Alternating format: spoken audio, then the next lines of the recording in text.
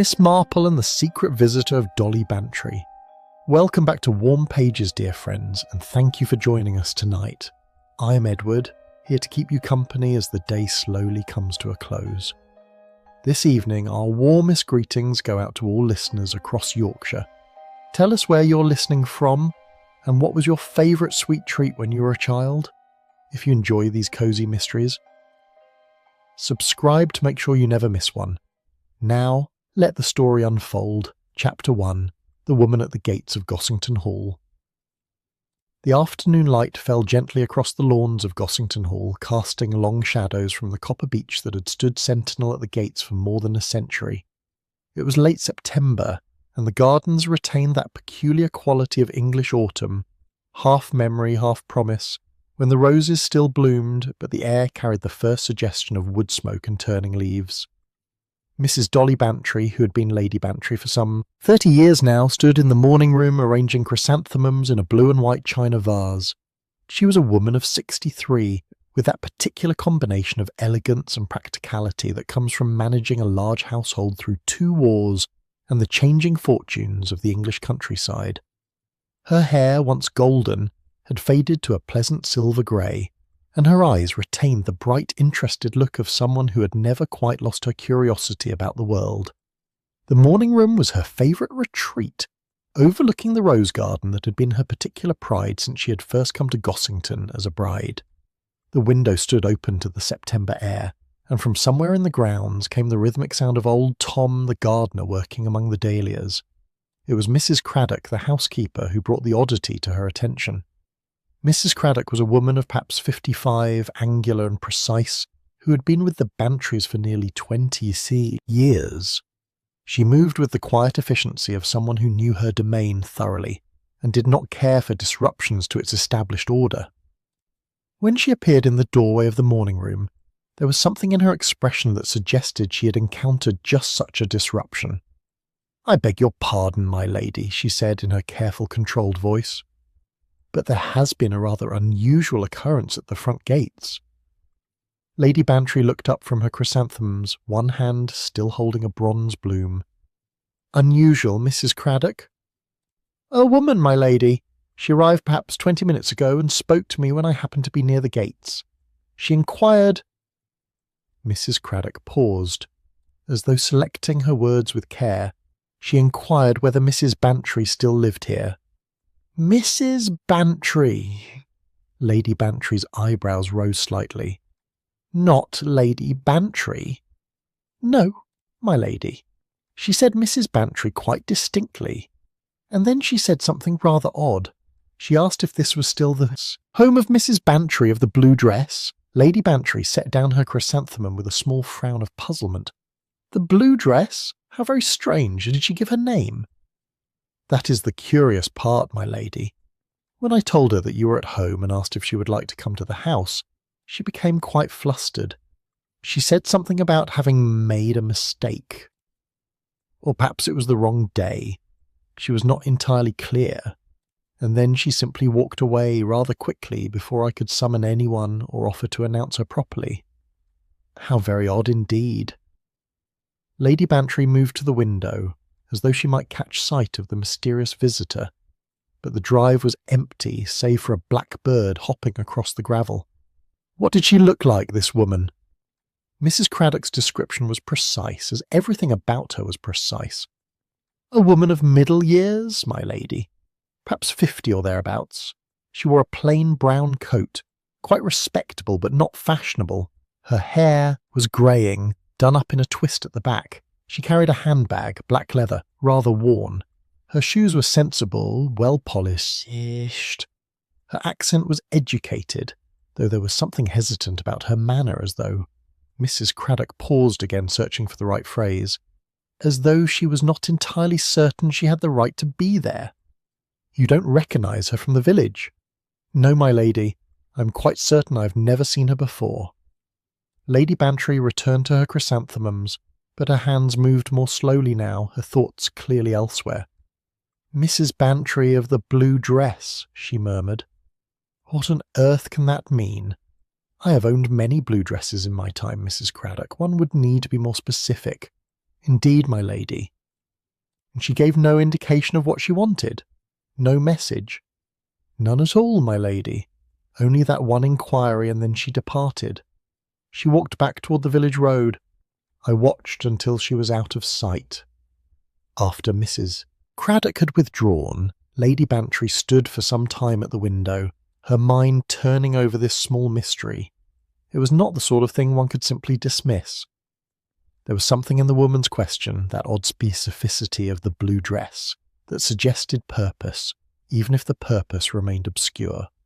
She was still standing there when she heard the crunch of bicycle tyres on the gravel, and a moment later her maid appeared to announce that Miss Marple had called. Miss Jane Marple was an old and valued friend, a lady of advancing years who lived in the nearby village of St. Mary Mead. She was a small elderly woman with pink cheeks and china blue eyes, and white hair arranged in neat curls beneath a sensible hat. She carried herself with that particular uprightness that one sometimes sees in elderly women who have never quite surrendered to the passage of time. In her hand she held a small basket. "My dear Jane," Lady Bantry came forward with genuine pleasure. "How delightful! I had no idea you were coming today." "I took the liberty, Dolly dear," Miss Marple said in her soft, slightly fluttering voice. "Your roses are quite extraordinary this year, and I did so hope you might spare me a cutting or two of that lovely cream climber by the south wall. If it is not an imposition—" "Not in the least. Tom will be delighted to help you. But you must stay for tea first. As it happens, something rather curious has occurred, and I should value your opinion." They settled in the morning room, and while they waited for tea, Lady Bantry recounted Mrs. Craddock's report. Miss Marple listened with that quality of attention she brought to all narratives, her head tilted slightly to one side, her knitting needles clicking gently in her lap. "Mrs. Bantry of the blue dress," Miss Marple repeated thoughtfully when the account was finished. "How very specific, and yet how very vague, if you take my meaning." "I'm not sure I do, Jane." "Well, my dear, it suggests that this woman is remembering something quite particular, a particular occasion perhaps, or a particular moment in which you wore a blue dress, but she cannot, or will not, be more explicit about it, as though the dress itself were the identifying feature rather than the occasion." Lady Bantry considered this. "I suppose you're right, but I cannot for the life of me think what occasion she might mean. There have been so many dresses, so many occasions." "Quite so, and yet she troubled herself to come here and inquire. That suggests the matter is of some importance to her, even if the reason remains obscure to us." Tea arrived, brought by the housemaid, and for a few moments the conversation turned to more general matters, the upcoming harvest festival, the state of the village institute, the latest difficulties with the Women's Institute Committee. But Miss Marple's eyes retained that thoughtful, faraway look that suggested her mind was still occupied with the puzzle of the mysterious visitor. "You know, Dolly," she said at length, setting down her teacup with a small, precise click, "it puts me in mind of something dear Mr. Mundle once said. He was the grocer in our village years ago. You may remember him. He said that people very often remember kindnesses long after the person who showed this kindness has forgotten all about it, and sometimes they carry those memories for years and years, until finally they feel compelled to acknowledge them, even in the most roundabout way. You think this woman remembers some kindness I showed her? It is merely a possibility, but there was something in the way she phrased her question, Mrs. Bantry of the blue dress, that suggests a very old memory, does it not? Before you became Lady Bantry, before you were titled." Lady Bantry was silent for a moment, her gaze drifting to the window where the afternoon light was beginning to fade. "I was a VAD nurse during the First War," she said, "before I married. I suppose it is possible I encountered someone then, someone I have since forgotten. We saw so many people in those days, so much suffering and confusion." "Indeed, and a kindness shown in such a time might well be remembered, even decades later." They sat in companionable silence, the ticking of the mantel clock the only sound. Outside the shadows were lengthening across the lawns, and somewhere in the distance a dog barked twice and was still. "I shall write to you, Jane," Lady Bantry said at length. If anything further develops, would you come and stay for a few days, perhaps? I confess this has unsettled me more than I should like to admit." "Of course, my dear, I should be delighted." As Miss Marple cycled back to St. Mary Mead that evening, her basket containing 3 fine cuttings of the cream climbing rose, her mind turned over the small mystery of the woman at the gates.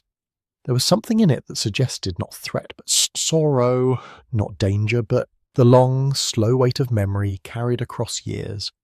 She thought of all the kindnesses that slip away unremembered, and all the slights that are nursed and magnified. And she thought, too, of the curious persistence of human feeling, the way a single moment can echo across decades until it must, at last, find its voice. The September evening was drawing in, and the first lights were appearing in the cottage windows of St. Mary Mead as she turned down her own garden path. But the puzzle of Gossington Hall and the woman in the brown coat remained with her, gentle but insistent, like a half-remembered tune. Chapter 2. A Parcel with No Return Address. 3 days passed without further incident, and the matter of the mysterious visitor might have faded into the general catalogue of village oddities had it not been for the arrival of the parcel.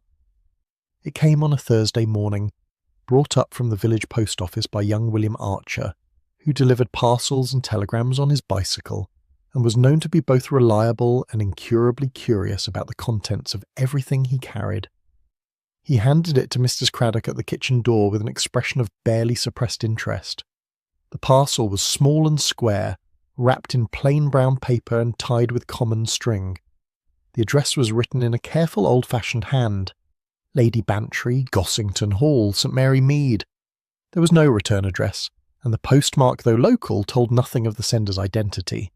Mrs. Craddock brought it to the morning room on a silver tray as she brought all the morning's correspondence. Lady Bantry was seated at her writing desk, replying to an invitation from the vicar's wife, and she looked up with mild interest as the tray was presented. "A parcel, my lady. It arrived with the second post." Lady Bantry set down her pen and examined the package with the sort of careful attention one gives to unexpected things. The brown paper was crisp and new, the string tied with precision. There was something almost ceremonial about the neatness of it, as though the sender had taken particular care with the wrapping. "How curious," she murmured. "I am not expecting anything."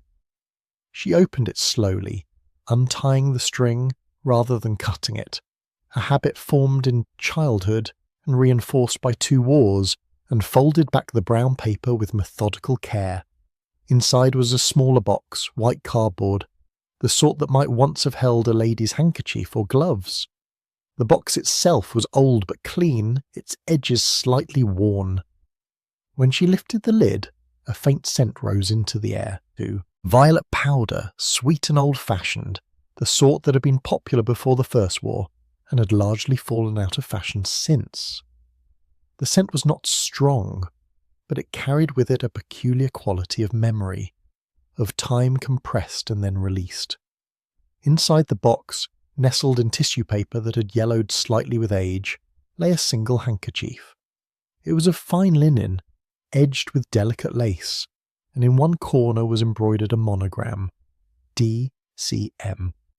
Lady Bantry lifted it carefully, her expression shifting from puzzlement to something more complex, a mixture of surprise and recognition, and a faint, indefinable unease. "Good heavens," she said softly.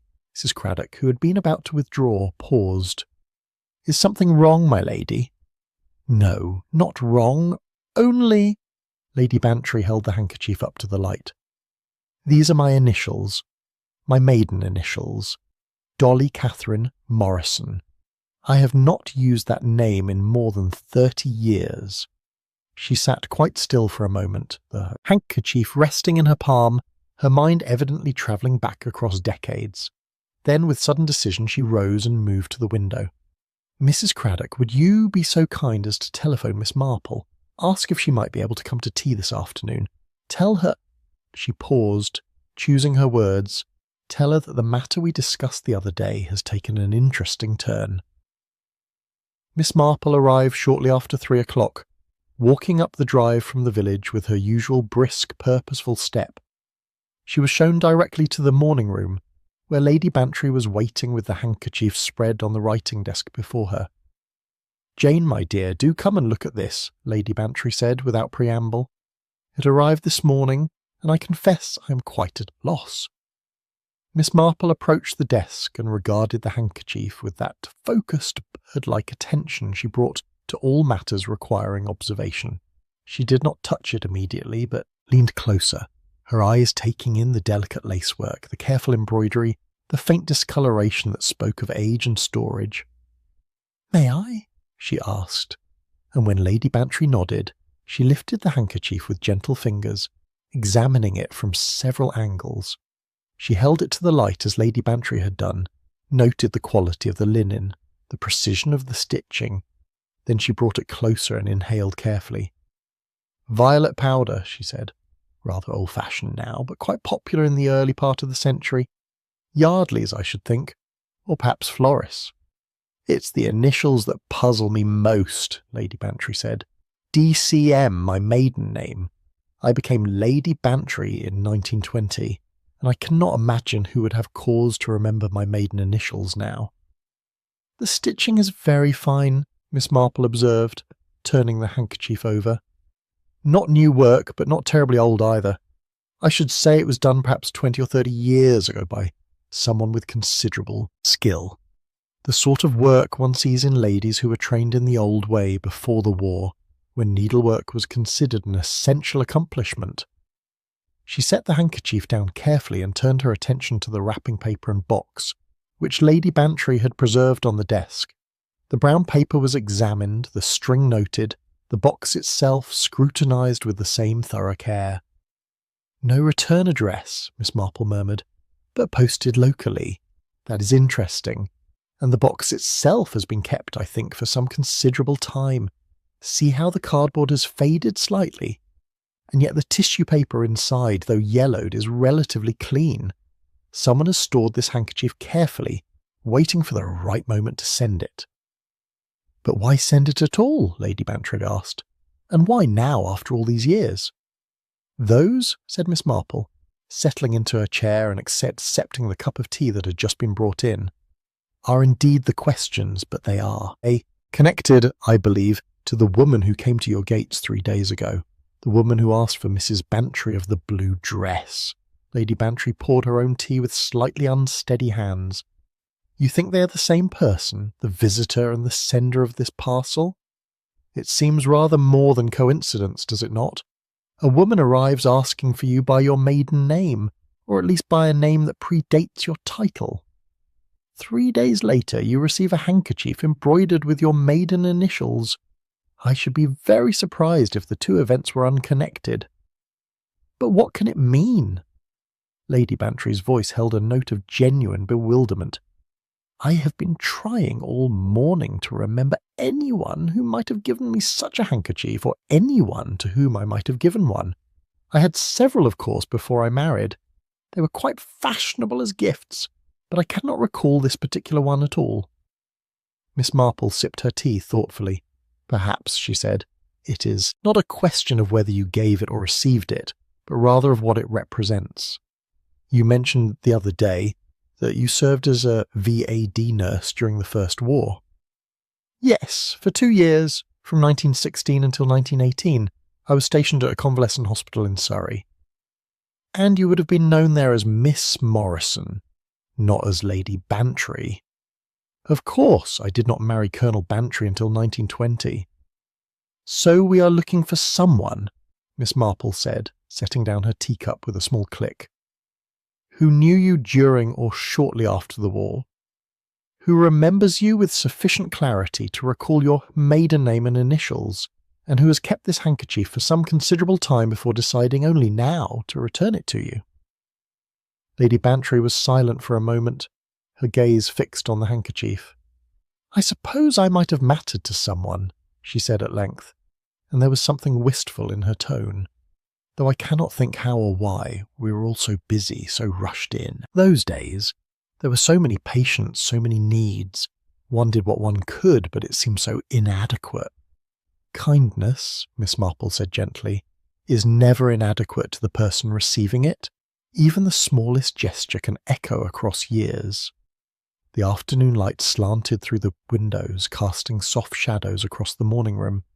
Outside, the sound of Tom the gardener's wheelbarrow creaking along the gravel path provided a steady, reassuring rhythm. "There is something reverently done about this," Miss Marple continued, picking up the handkerchief once more. "The careful storage, the preservation of the scent, the neat wrapping. This is not a casual gesture. Someone has cherished this object and the memory it represents." "Then why not simply call on me properly? Why this furtive approach? The question at the gates, the anonymous parcel?"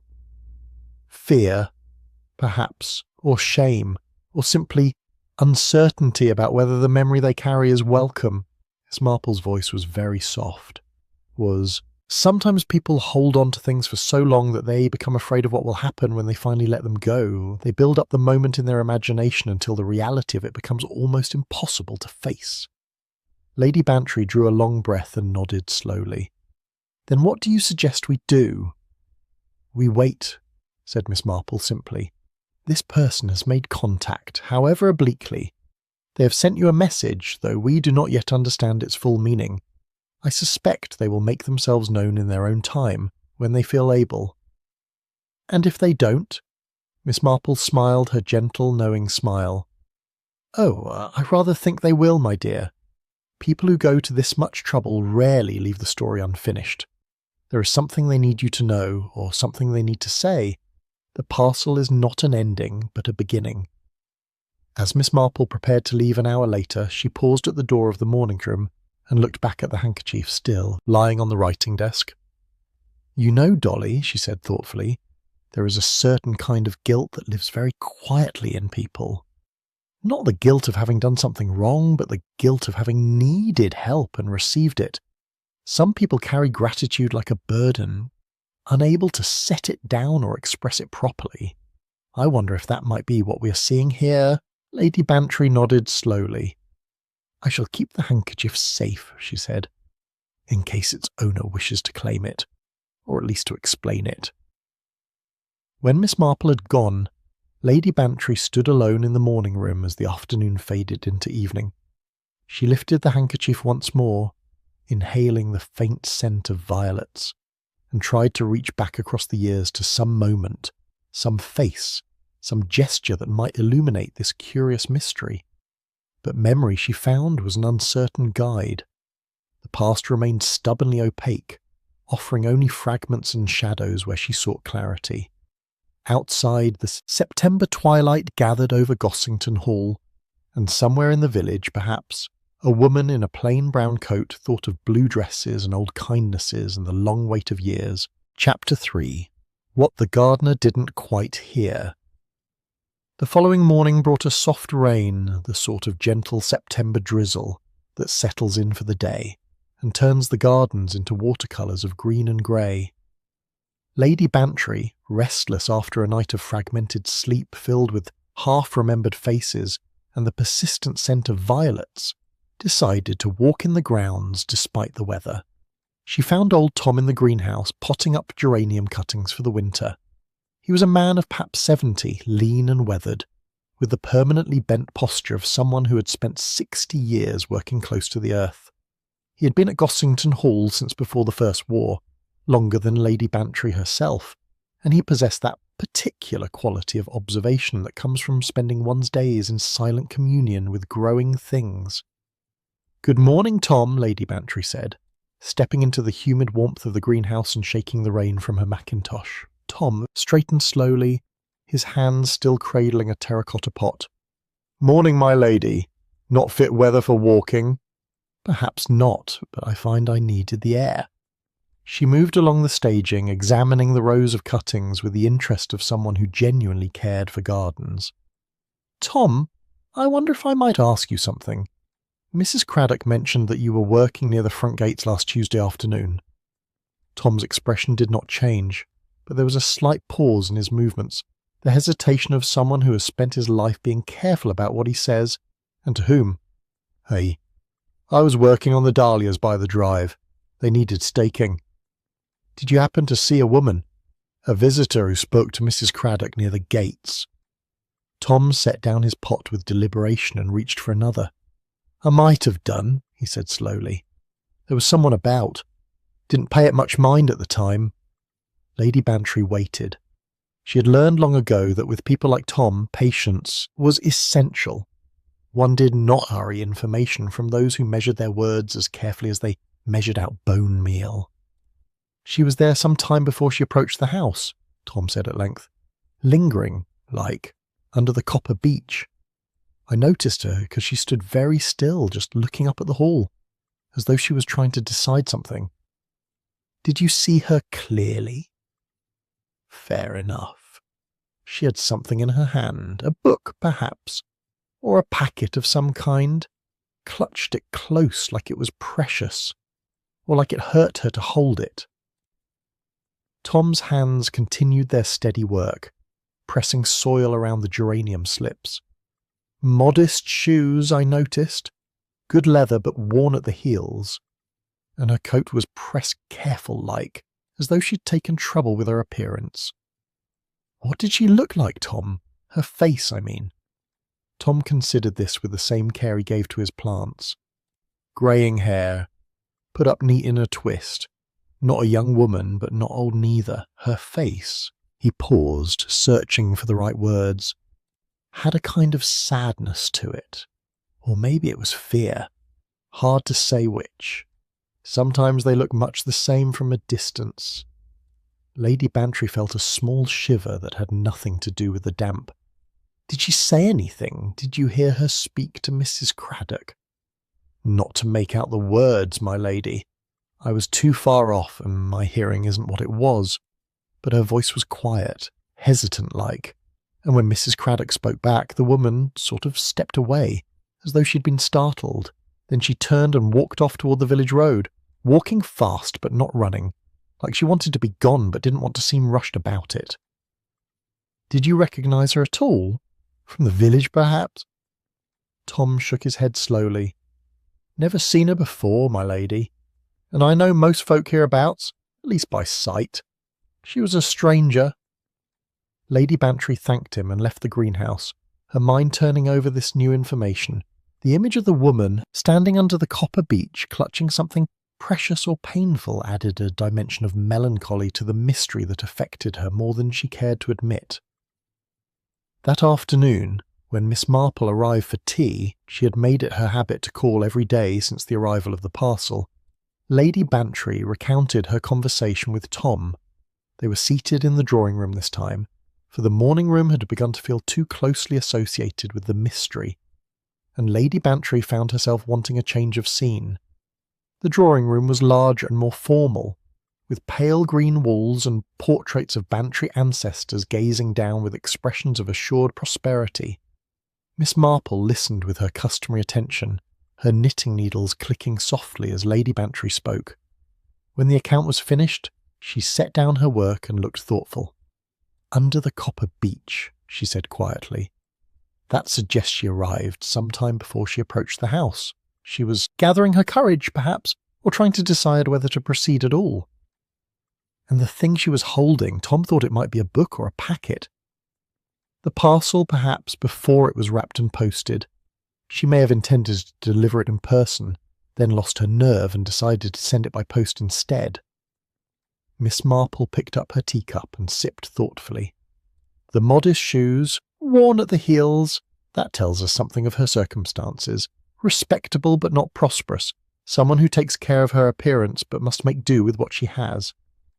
Lady Bantry rose and moved to the window, looking out at the rain-soaked gardens. "I have been thinking, Jane, about what you said yesterday, about the war years. I have been trying so hard to remember faces, to recall specific incidents, but it's all such a blur. There were so many people, so many days that ran into one another." "That is often the way with memory," Miss Marple said gently. "We remember the extraordinary moments, the dramatic events, the great sorrows or joys. But it is often the small, quiet moments that matter most to other people. A kind word spoken in passing, a small assistance rendered almost without thought, these things that seem insignificant to us may be monumental to those who receive them.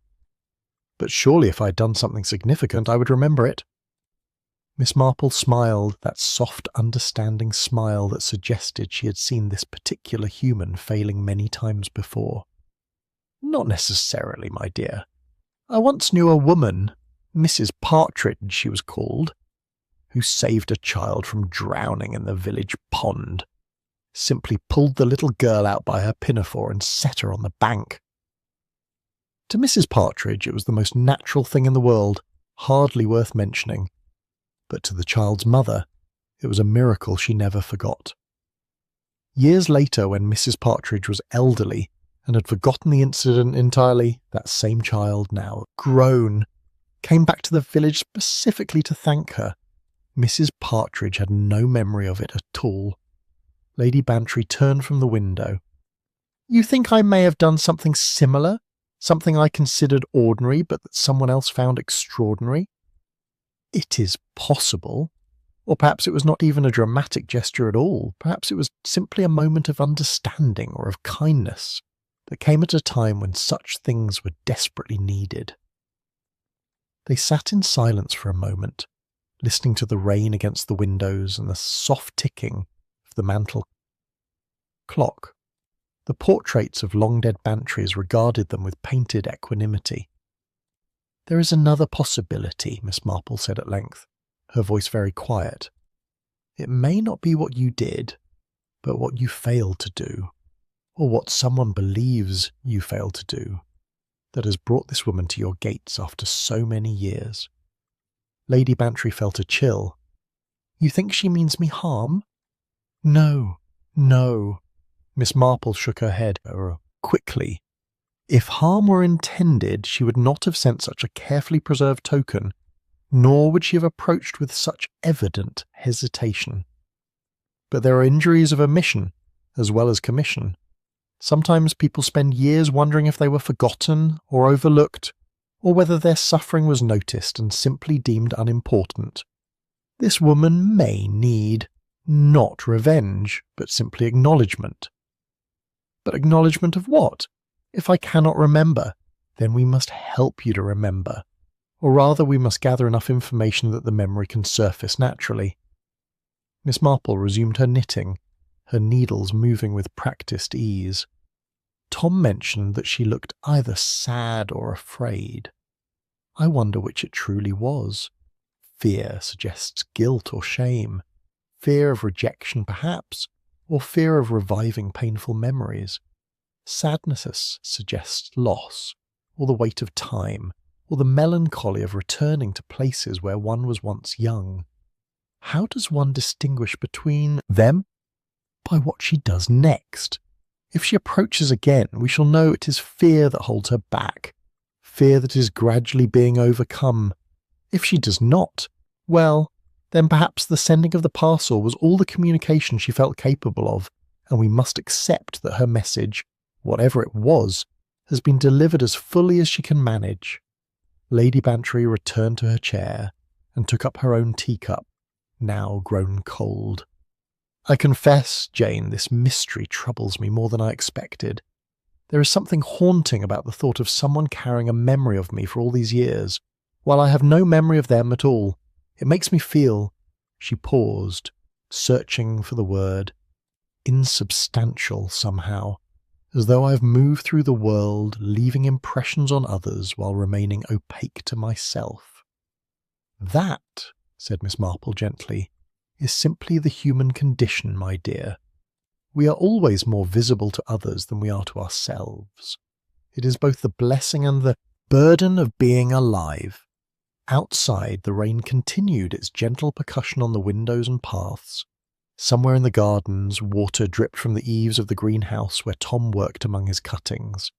And somewhere, perhaps, a woman in a modest coat looked at the rain and thought of copper beaches and clutched memories and the long journey back to places where the past still lived. The afternoon drew on, and Miss Marple departed at her usual hour, cycling back to St. Mary Mead with her mackintosh buttoned against the drizzle.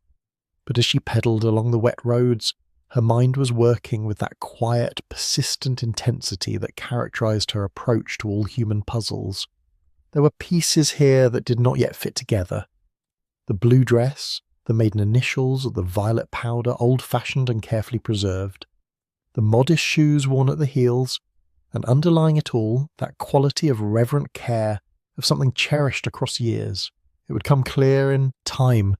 These things always did if one was patient and attentive and willing to see the small details that others overlooked. The rain eased as evening approached, leaving the gardens of Gossington Hall fresh and gleaming. And in the drawing-room, Lady Bantry sat alone with her photograph albums, searching through faded images of her younger self for a face, a moment, a blue dress that might unlock the mystery. But the past kept its own counsel and offered no easy answers. Chapter 4, A Glance Too Quickly Averted. Sunday arrived with clear skies and the particular golden quality of light that sometimes graces late September mornings in England. The harvest service at St Mary Mead was to be held at 11 o'clock, and Lady Bantry, who rarely missed such occasions, found herself approaching the church with an unusual sense of anticipation. The church of St Mary Mead was a Norman structure of honey-coloured stone, its square tower visible for miles across the countryside. Inside, the air held that distinctive scent of old prayer books and furniture polish, with the added fragrance of wheat sheaves and late roses arranged for the harvest celebration. Lady Bantry took her customary place in the Gossington Hall pew, near the front on the north side. Miss Marple was already seated 3 rows back, her prayer book open, and her Sunday hat, a modest affair of grey felt with a small cluster of silk violets, settled neatly on her white curls. The Reverend Leonard Clement was a young man, barely 40, with an earnest manner and a tendency to sermons that were thoughtful, if occasionally overlong. He greeted his congregation with genuine warmth as they filed in, his voice carrying clearly in the stone space. It was during the opening hymn, "Come, ye thankful people, come," that Lady Bantry first noticed the stranger. She was seated near the back, in the section generally occupied by visitors and those not regular to the parish. A woman of middle years, dressed in a dark blue coat and a small hat, her gloved hands holding a hymnal, but her eyes fixed downward, rather than on the words. There was something familiar in the set of her shoulders, the way she held herself with a kind of careful stillness, as though trying to take up as little space as possible. Lady Bantry felt her attention caught and held. Could this be the mysterious visitor? The woman who had asked for Mrs. Bantry of the blue dress? The service proceeded with its usual rhythms, the lessons, the psalms, the Reverend Clement's sermon on gratitude and providence. But Lady Bantry found her concentration wandering repeatedly to the woman at the back. Once, during the second hymn, she glanced back quite deliberately, and for a brief moment their eyes met. The woman's gaze held recognition, unmistakable, immediate, followed by something that looked very much like panic. She looked away so quickly that it seemed almost violent, her face turning sharply toward the stained-glass window as though she had been struck. After the service, as the congregation filed out into the autumn sunshine, Lady Bantry made her way toward the spot where she had seen the stranger, but the woman had already disappeared into the small crowd gathered on the church path, listening to the vicar's wife discuss arrangements for the harvest supper. Miss Marple appeared at Lady Bantry's elbow with the quiet efficiency she brought to all her movements. "You saw her too, Lady Bantry said. "It was not a question." "Indeed, though I did not recognise her as anyone from the village. Mrs. Clement is speaking with her now, or was, a moment ago." They turned to look. The vicar's wife, Griselda Clement, was indeed in conversation with the woman in blue, though the exchange appeared to be coming to an end. As they watched, Mrs. Clement gestured toward the Lady Bantry with a smile that suggested introductions were being proposed. The woman in blue turned pale. Even from a distance her distress was visible. She said something quick and low, then moved away with unseemly haste, her pace just short of running. "How very curious," Miss Marple murmured. Griselda Clement approached them with an expression of puzzlement on her pleasant round face. She was a woman of 35, energetic and kind-hearted, known for her slightly haphazard housekeeping and her genuine affection for the village and its inhabitants. "Lady Bantry, Miss Marple, good morning. I was just trying to introduce you to our visitor, but I'm afraid I've somehow frightened her off. How terribly awkward." "Your visitor?" Lady Bantry asked carefully. Yes, Miss Lucille Grant. She's recently arrived in Much Benham, the next village over, as companion to old Mrs. Fanshawe. She was recommended by an agency in London, I understand. Mrs. Fanshawe brought her to service today to introduce her to the neighbourhood. Griselda looked back at the retreating figure with concern. I do hope I didn't say something to upset her. She seemed quite agitated when I suggested she might meet some of the local ladies. Perhaps she is simply shy, Miss Marple suggested gently. Perhaps, though it seemed more than shyness somehow. She was perfectly pleasant until I mentioned your name, Lady Bantry, and then she went quite white, most peculiar. After Griselda had moved on to greet other parishioners, Lady Bantry and Miss Marple stood together on the church path, ostensibly admiring the late roses that climbed the lich gate, but in reality conducting a quiet conference. Miss Lucille Grant, Lady Bantry said thoughtfully. The name means nothing to me. Nor to me, but the reaction, that was unmistakable. She knows you, or believes she does, and your presence here has disturbed her considerably. Should I have approached her directly, spoken to her? Miss Marple considered this. I think not. She's clearly not ready for such an encounter. To force the matter might drive her away entirely, and then we should never learn what this is all about. But if she is the woman who came to Gossington, then she has made her choice to remain unknown, at least for the present.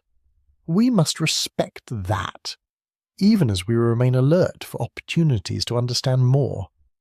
Miss Marple paused, her eyes following the direction the woman had taken. A gentlewoman's companion is an interesting position. It suggests education, refinement, but also a certain necessity, someone who must work but is equipped for no profession beyond managing the comfort of others. Like a governess, Lady Bantry said quietly. Very like. Though companions are usually older, women who have perhaps known better circumstances and are reduced by fortune or family obligation to seeking such positions. They walked slowly down the church path toward the road. The morning had grown warm, and the sound of bees among the Michaelmas daisies provided a drowsy counterpoint to their conversation.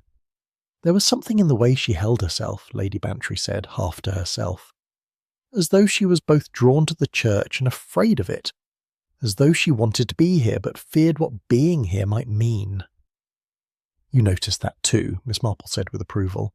There is what I should call an unfinished quality about her, like a letter folded and never posted, or a sentence begun and not completed. She has something to say but cannot quite bring herself to say it.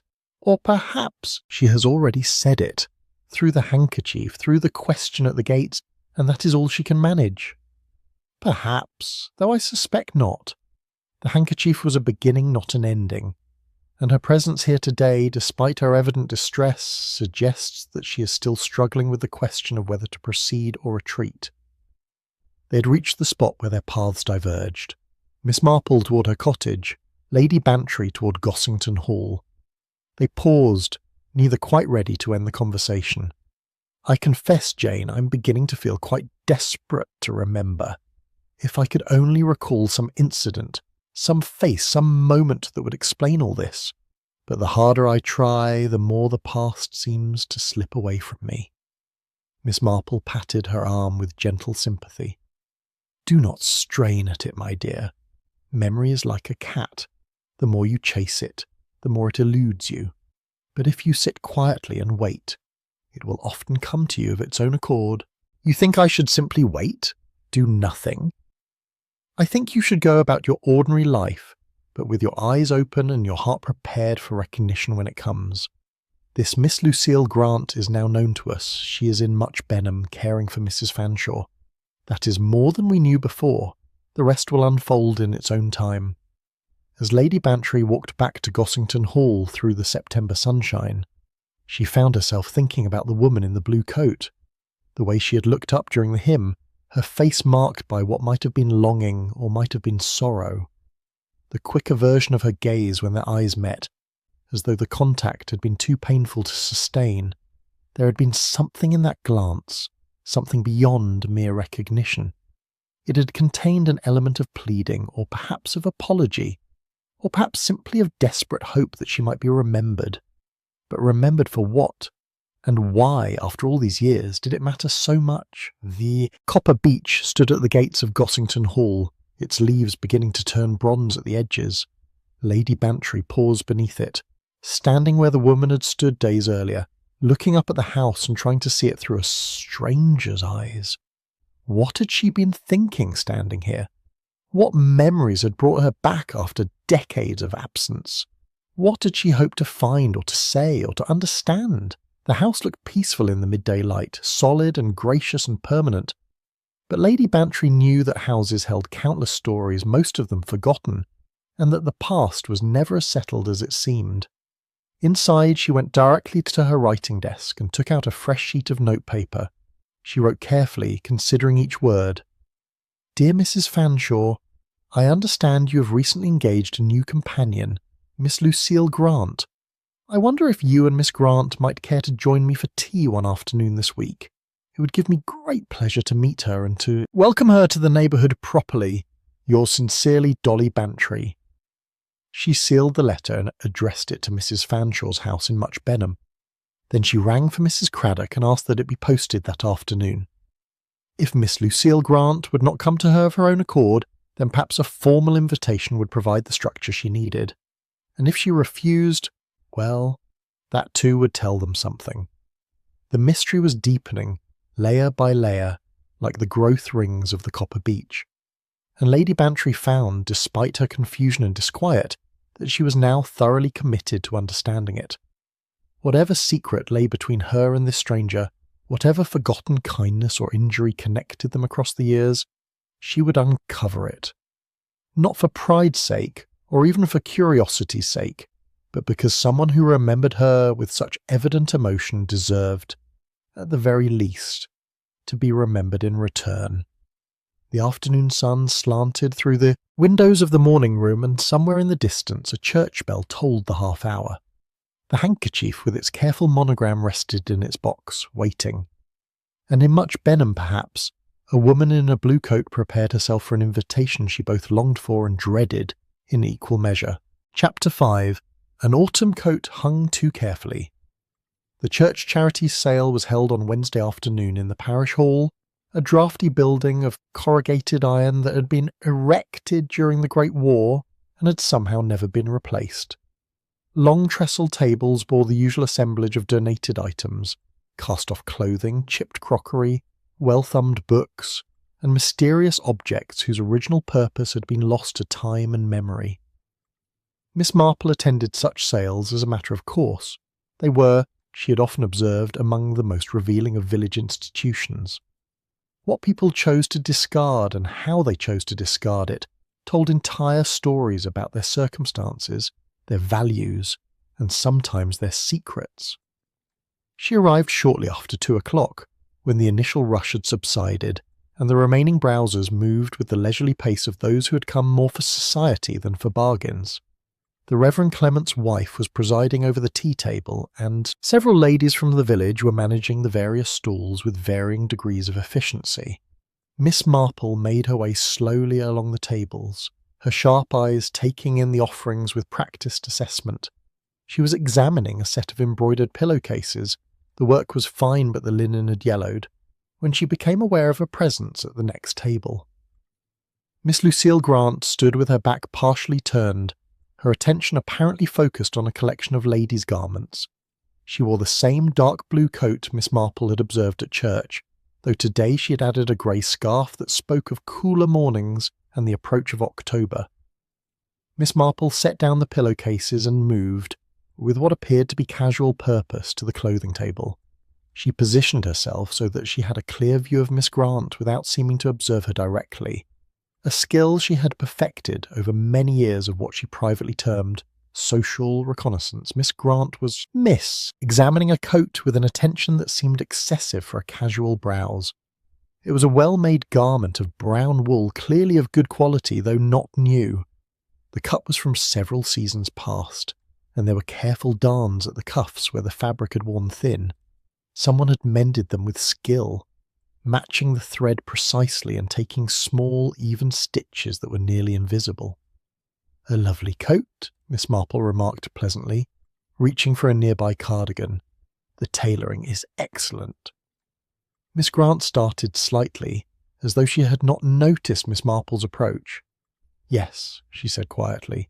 "Yes, it is well made." "One sees such fine needlework less and less these days," Miss Marple continued, her tone conversational. "Those darns, for instance, done by someone who learned the old way, when girls were taught that mending should be as invisible as possible." A faint colour rose in Miss Grant's cheeks. "I believe good mending is a lost art. Indeed, some of us persist in maintaining it." Miss Marple smiled gently.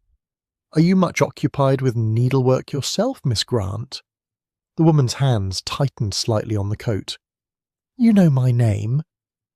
"We were not properly introduced at church on Sunday, but Mrs. Clement mentioned you are companion to Mrs. Fanshawe. I am Miss Marple, from St. Mary Mead." "Yes, I know." The words came out barely above a whisper. They stood in awkward silence for a moment. Miss Grant seemed to be struggling with some internal debate, her fingers still gripping the brown coat as though it were an anchor. "Mrs. Fanshawe is well, I hope?" Miss Marple inquired. "Quite well, thank you. She is resting this afternoon. Her arthritis troubles her on damp days." "How long have you been with her?" 3 weeks. Miss Grant set down the coat with a visible reluctance. "I came at the end of August." "And before that? Were you in another similar position?" There was a perceptible hesitation. "I was with a family in Hampshire. Before that, other places. One moves about rather frequently in such work." Miss Marple nodded sympathetically. It must be difficult, always being the newcomer, never quite putting down roots. One becomes accustomed to it. Miss Grant's voice had taken on a distant quality, as though she were reciting something she had told herself many times. "It is the nature of the position." An elderly woman shuffled up to the table, her attention caught by a Paisley shawl.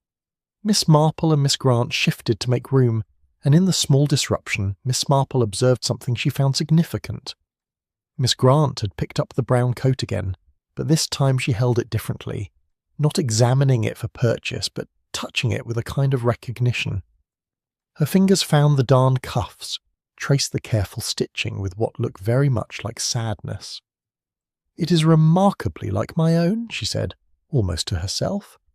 Then, seeming to realise she had spoken aloud, she added hastily, "That is, I once had a coat very similar, the same sort of brown, though that was years ago." "Where did you wear it?" Miss Marple asked gently. Miss Grant's face closed like a door. "I don't recall. It was a long time ago." She set the coat down with finality and moved away from the table, her bearing rigid.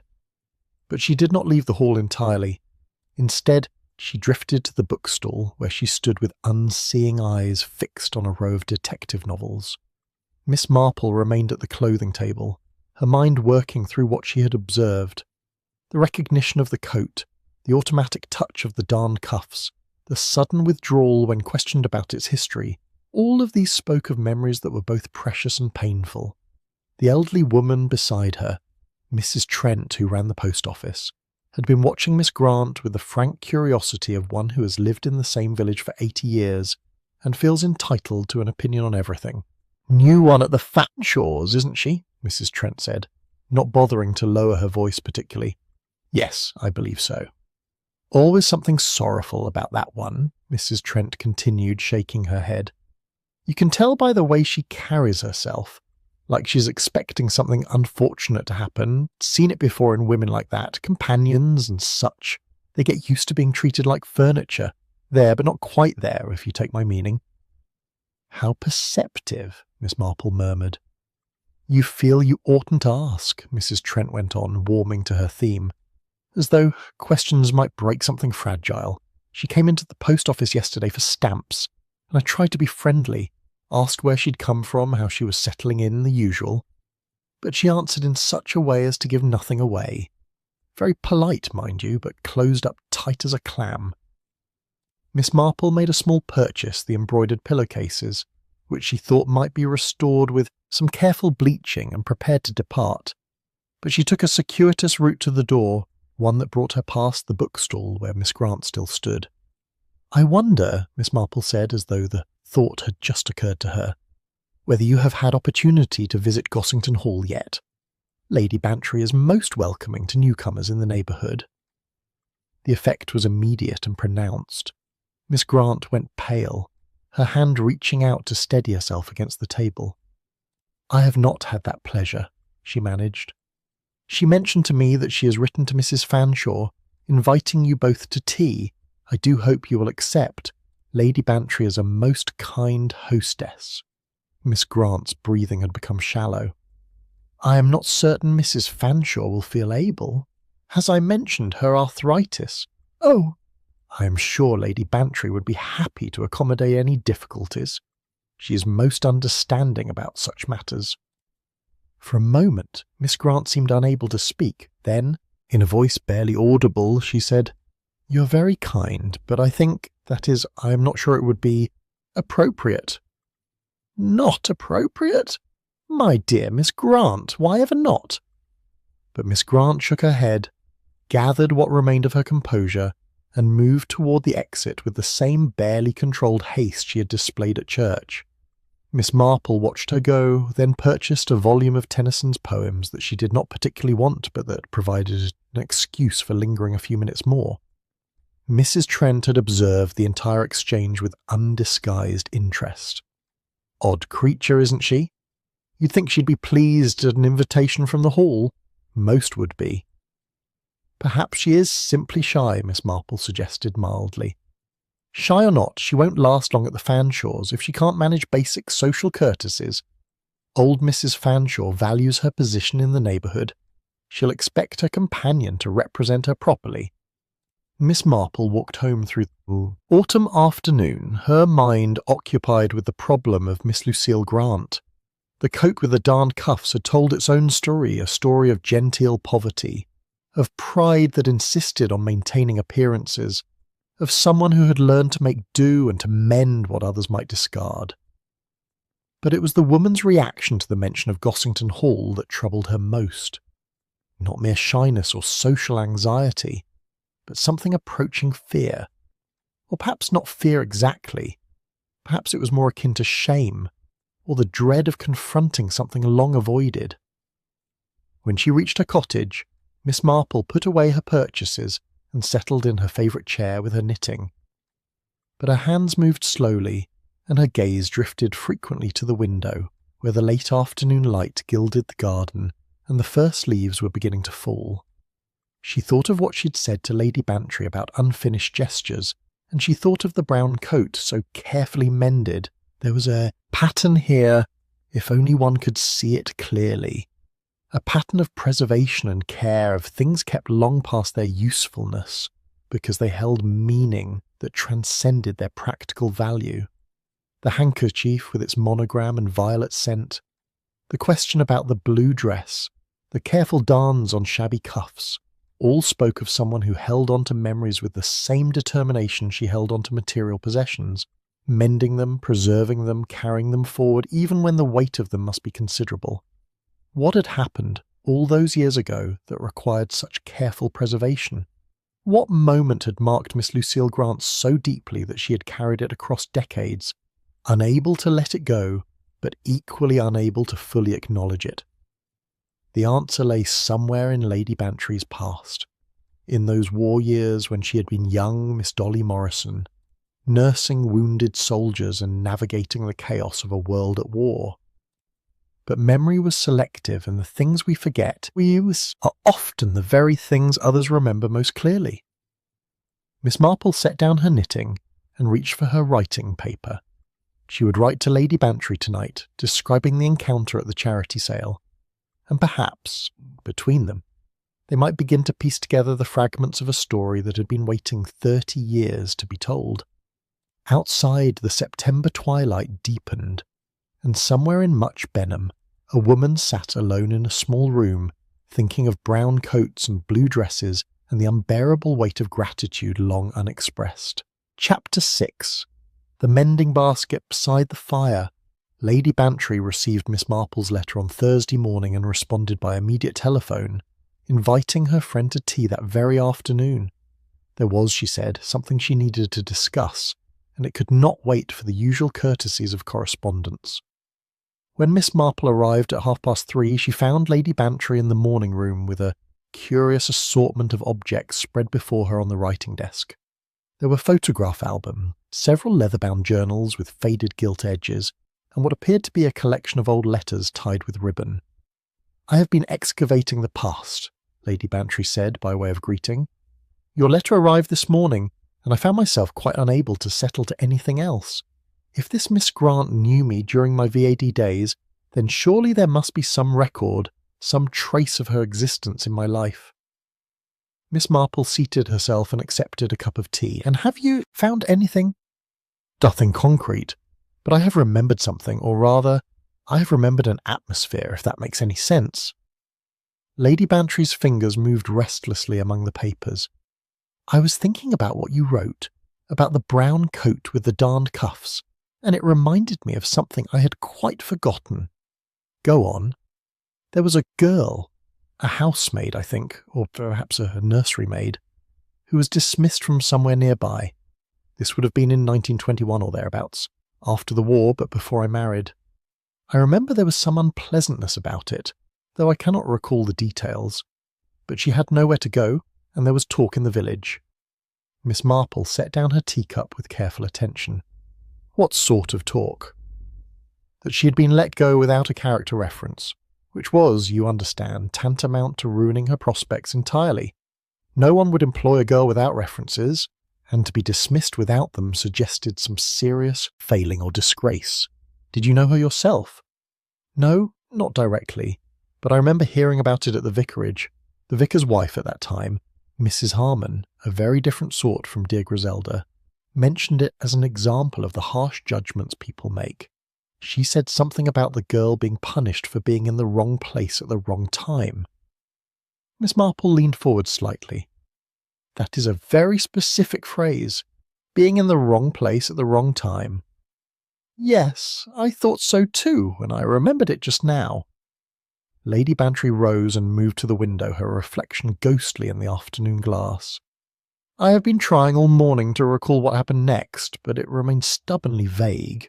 I think, though I cannot be certain, that I may have intervened in some way, written a letter perhaps, or spoken to someone on the girl's behalf." "Why would you have done so if you did not know her?" Lady Bantry turned back, her expression troubled. "Because it seemed unjust. I remember that much clearly. Whatever she had done or witnessed, it seemed to me that she was being made to suffer for something beyond her control, and I had just returned from nursing, where I had seen so much genuine wrongdoing and so much genuine suffering that the idea of ruining a young girl's life over some minor transgression struck me as unnecessarily cruel." "So you intervened?" "I think I must have, though I have no clear memory of it. Perhaps I wrote to her former employers, or to the family who was considering employing her, something to say that harsh judgments were uncharitable and that everyone deserves a second chance." Miss Marple was silent for a moment, her mind working through the implications. "And if you did write such a letter, and if it made the difference between employment and destitution, that would be something worth remembering, worth carrying with one for many years.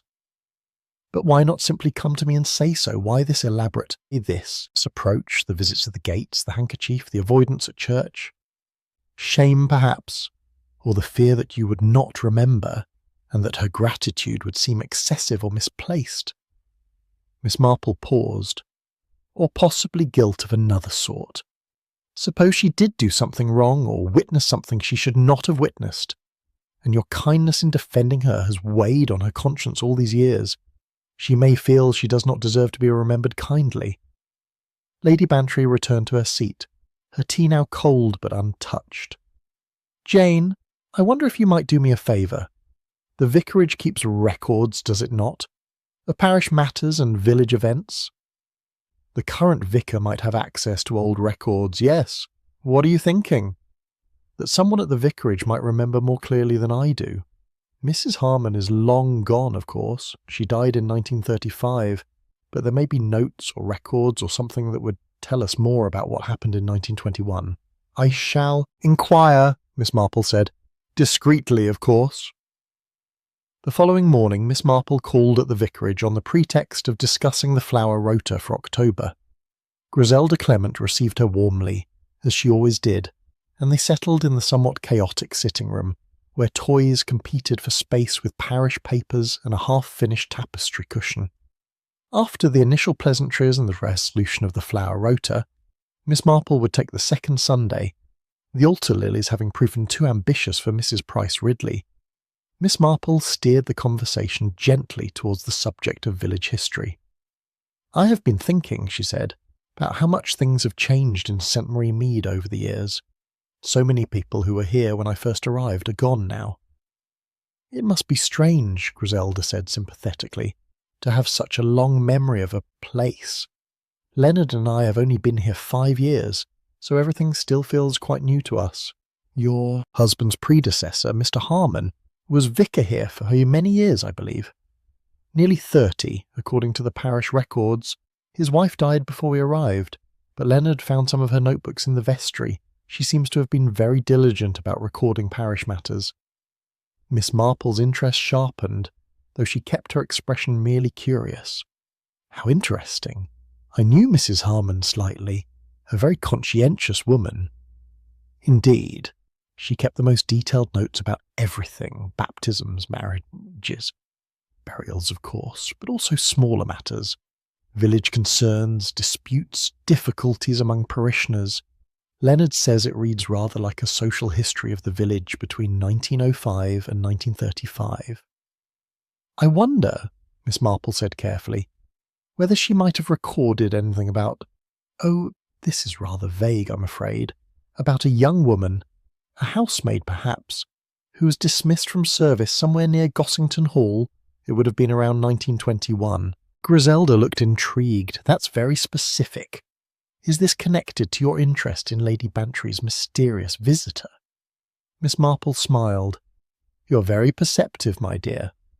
Well, I should be happy to look through Mrs. Harmon's notebooks, if you think it would help. They're all in the vestry cupboard. Leonard has been meaning to organise them properly for years, but there never seems to be time. They went together to the church, where the vestry proved to be a small dim room, lined with cupboards and shelves bearing the accumulated detritus of a century of parish life. The notebooks were found in a large box labelled simply, Moore Harmon, Parish Notes 1905 to 1935. There were dozens of them, small leather-bound volumes with dates written on the spines in a neat, precise hand. Miss Marple and Griselda sorted through them until they found the ones covering 1920 to 1922. Shall we look through them here? Griselda asked, or would you prefer to take them away? Here, I think, if you have time. It seems more proper somehow to read them in situ. They settled on the vestry's uncomfortable chairs, and Miss Marple opened the volume marked 1921. The entries were indeed detailed, written in a small, careful script that suggested someone who took her responsibilities seriously. She read through entries about jumble sales and choir practices, about Mrs. Davidson's ongoing feud with Mrs. Emery over the garden competition, about the installation of new hymnals and the persistent problem of mice in the organ loft.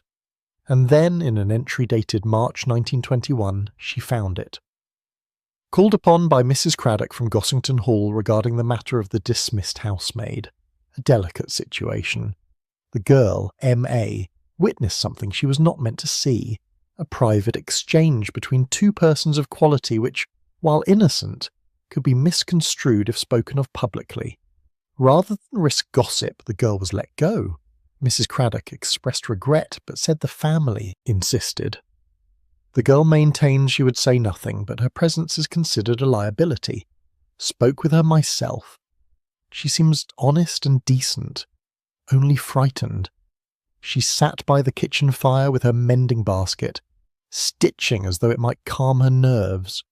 Recommended her to the Palmers in Little Walton, but they refused without a proper character. Most unfortunate. The poor creature has nowhere to go. A subsequent entry, dated 2 weeks later, added, Miss D. Morrison called this morning, asked about the housemaid matter. I explained the difficulty, the girl being dismissed without references. Miss Morrison expressed strong feeling that this was unjust. She said she would write to the family and little Walton herself, vouching for the girl's character.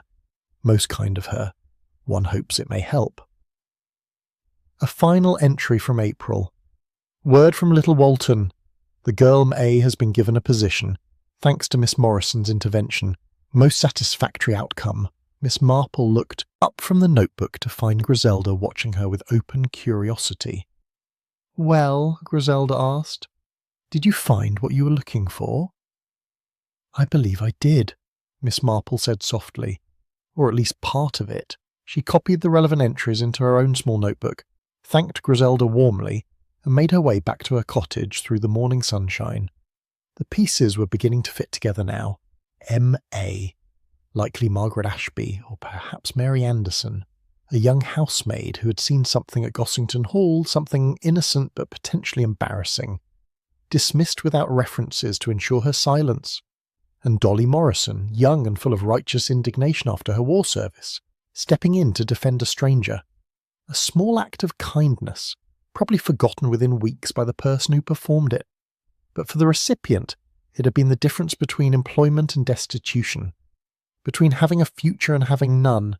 That was the sort of thing one remembered, the sort of thing one might carry for 30 years, waiting for the right moment to acknowledge it, or perhaps simply needing to know whether it had been real, whether that moment of grace had meant what she thought it meant. Miss Marple sat at her desk and began a letter to Lady Bantry. The mystery was not yet solved, but the shape of it was becoming clearer, and with understanding would come, she hoped, the resolution that both women seemed to need. Outside her window the September roses were fading, their petals beginning to fall. But in the garden of memory some flowers bloomed forever, tended by those who could not forget. Chapter 7, A Gesture Recalled from Years Ago. Lady Bantry read Miss Marple's letter 3 times, standing by the window of the morning room, where the October light fell pale and clear across the carpet. Each reading brought fresh details into focus: the mending basket, the kitchen fire, the initials M.A., the phrase about being in the wrong place at the wrong time. When she had finished the 3rd reading, she folded the letter carefully and sat down at her writing desk. For a long moment she simply sat there, her hands resting flat on the polished wood, her mind reaching back across 32 years to a time when she had been young and certain and full of indignation at injustice. She did remember now, not clearly, not in the way one remembers dramatic events, but in the gentler way one recalls small decisions that seemed right at the time. There had been a girl, and there had been talk, and she had written a letter. That much was coming back to her with increasing clarity. But what had the girl seen? What private exchange had been deemed so dangerous that a young woman's entire future had to be sacrificed to protect it? Lady Bantry rose and pulled the bell for Mrs. Craddock.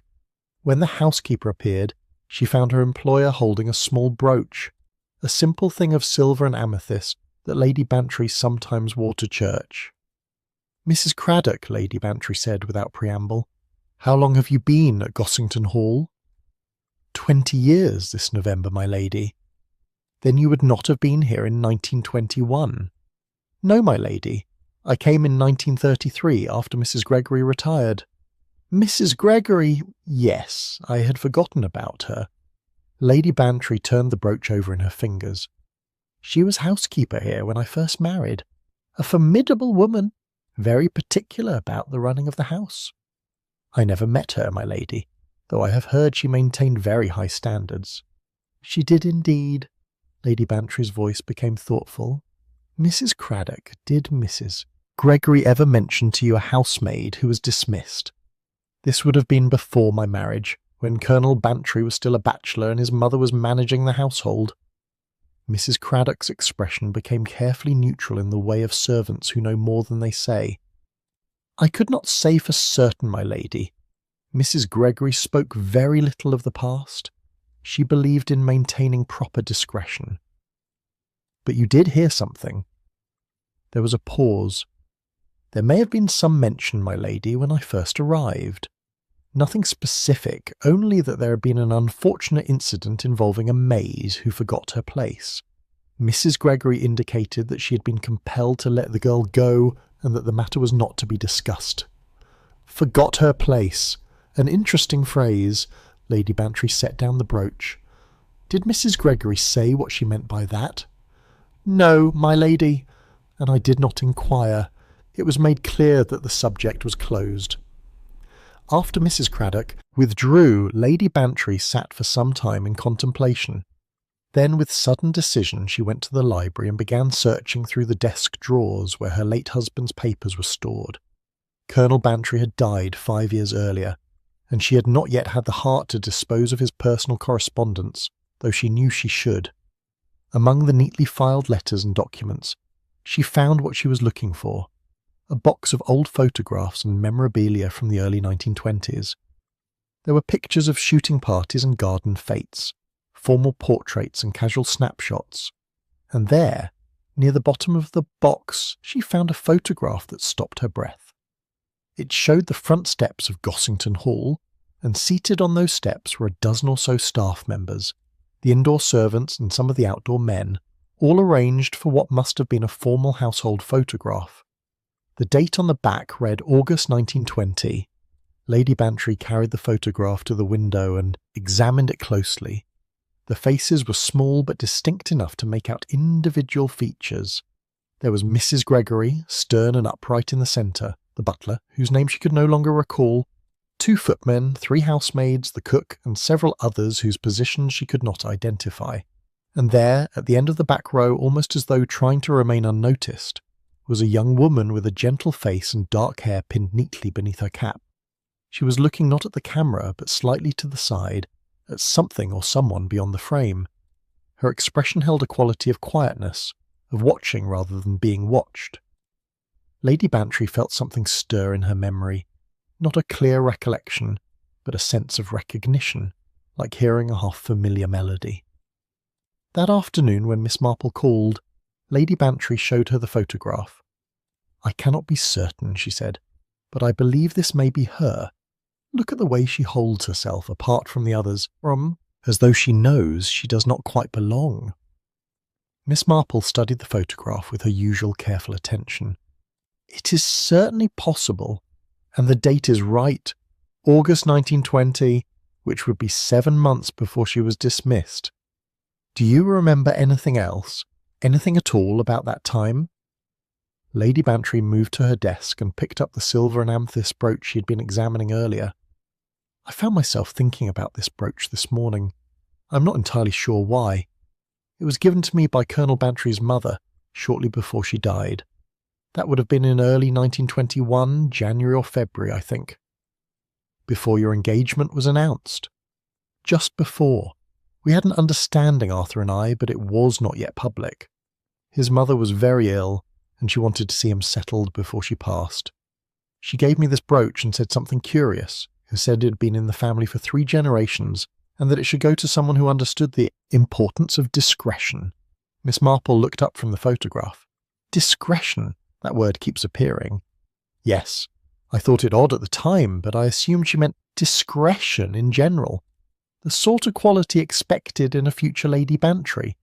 But now I wonder if she meant something more specific. You think the incident with the housemaid and your engagement were connected?" Lady Bantry sat down, turning the brooch over in her hands. "I have been thinking about what your letter said, that the girl witnessed a private exchange between 2 persons of quality. What if those 2 persons were Arthur and myself? We used to meet here sometimes, in the gardens, before our engagement was announced.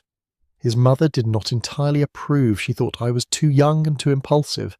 She wanted discretion.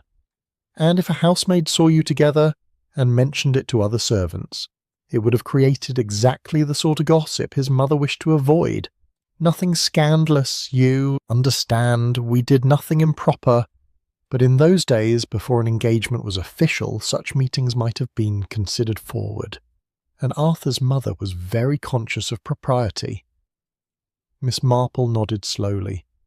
So the girl was dismissed not for any wrongdoing on her part, but simply for being a potential source of gossip.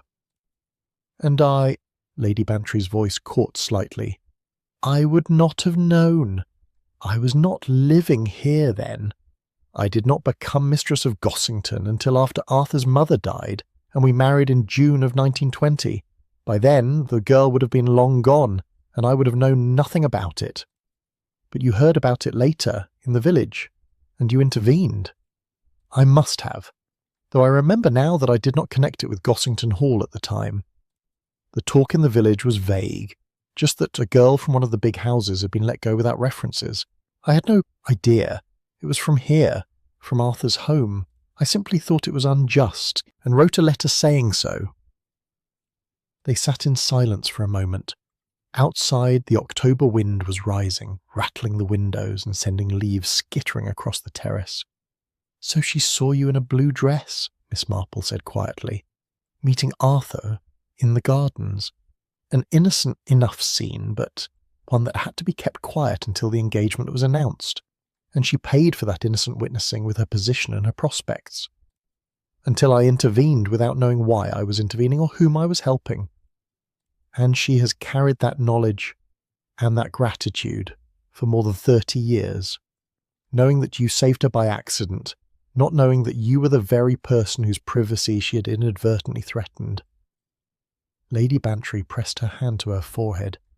How she must have felt all these years, grateful to me for a kindness I rendered unknowingly, while at the same time believing that she was the cause of her own misfortune. No wonder she cannot bring herself to speak to me directly. The guilt and the gratitude must be all tangled together in the most unbearable way. Yes, Miss Marple said gently. I believe that is exactly what we are seeing. The weight of secrets that should never have been secrets, and kindnesses that should never have been necessary. Lady Bantry stood and walked to the window, looking out at the gardens where 32 years earlier she'd walked with Arthur Bantry among the roses, young and happy and utterly unaware of the consequences her happiness would have for a watching housemaid. I must speak to her, she said. I must tell her that I understand now, and that there is nothing to forgive. She was simply an innocent witness to an innocent moment. The injustice was done to her, not by her. She has been invited to tea, Miss Marple reminded her. The question is whether she will come. If she does not, I shall go to her. To Much Benham, to Mrs. Fanshaw's house. I shall seek her out and speak to her, whether she wishes it or not. Miss Marple smiled. That is very like the young woman who wrote a letter on behalf of a stranger 32 years ago. The same certainty that justice matters, even when it is inconvenient or uncomfortable to pursue it. I was very sure of myself then, Lady Bantry said softly. Much more sure than I am now, but some things remain worth being sure about. The afternoon wore on, and they spoke of other things, the coming winter, the changes in the village, the small daily matters that make up the fabric of ordinary life. But underneath it all ran the current of the mystery now almost solved, waiting only for its final resolution. Outside, the October wind grew stronger, and the copper beech at the gates swayed and rustled. Somewhere in Much Benham, a woman sat by a fire with her mending basket, as she had sat 32 years ago, and made her decision about whether to accept an invitation that terrified and compelled her in equal measure. The past was reaching forward to meet the present at last, and all that remained was to see whether the meeting would bring peace or merely the acknowledgement of wounds too old to heal. Chapter 8.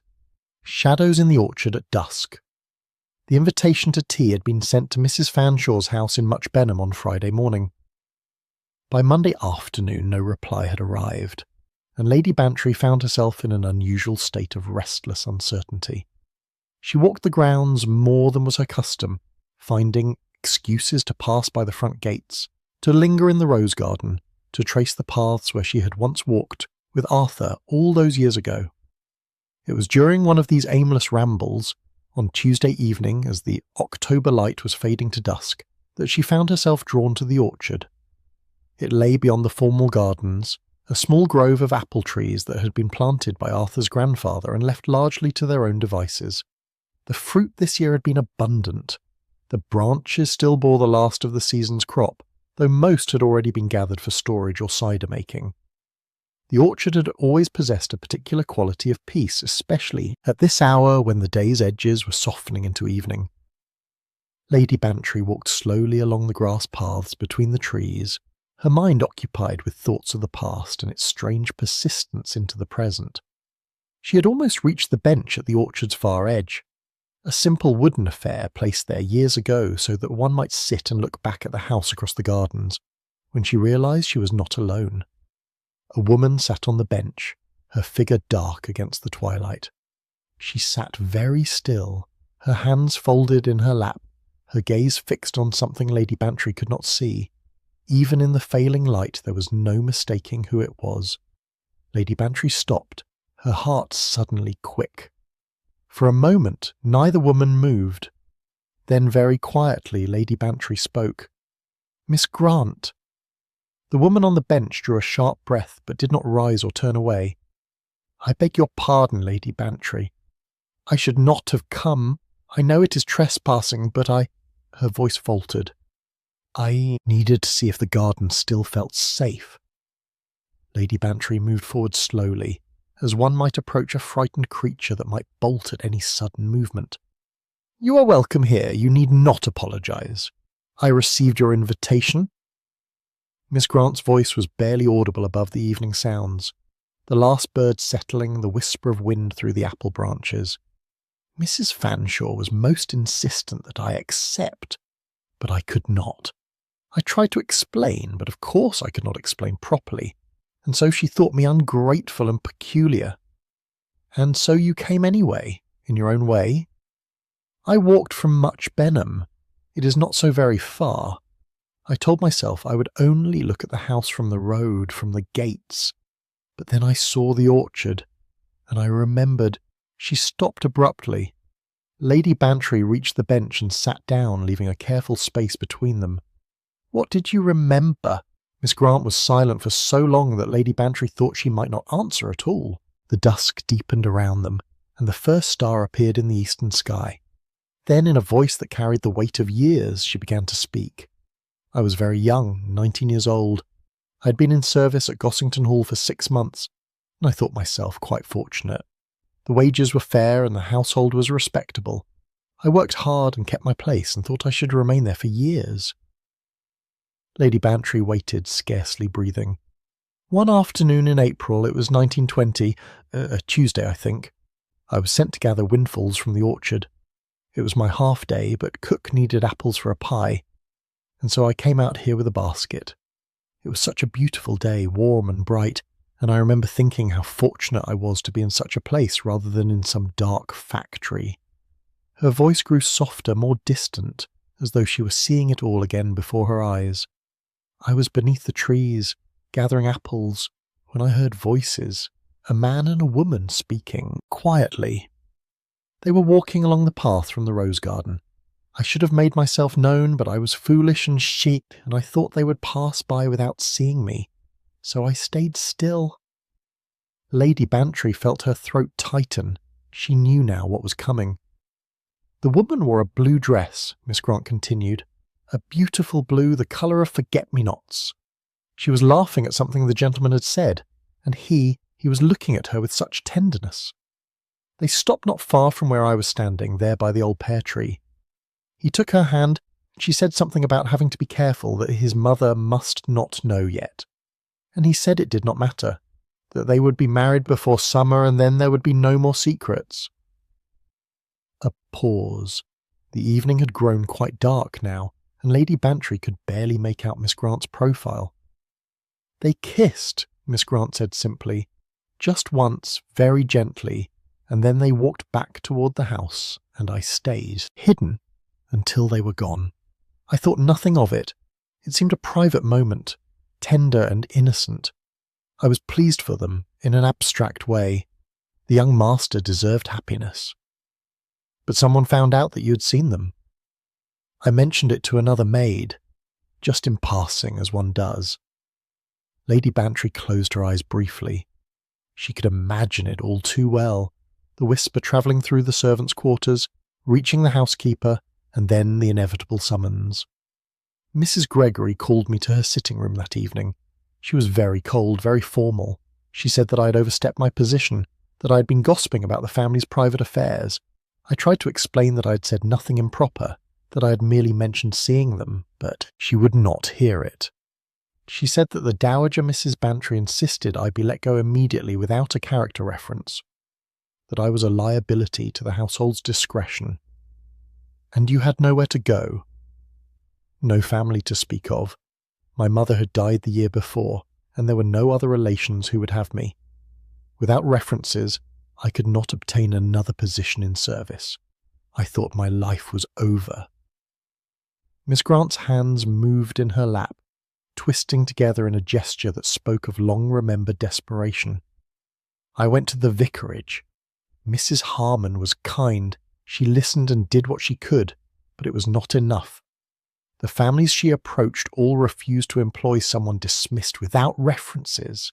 I was staying in a room above the post office, spending what little savings I had, trying to decide what to do, and then... Her voice broke slightly and she paused to steady it.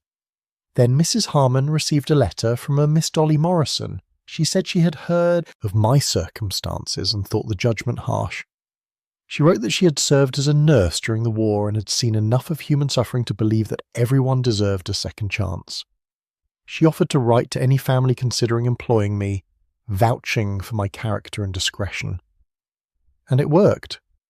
Yes, the Palmers in Little Walton agreed to take me on her recommendation.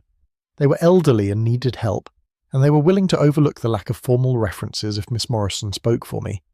I worked for the Vieux them for 10 years, until they both passed. After that, I found other positions. I've been a companion or housekeeper in various households ever since. Lady Bantry felt the tears prick her eyes.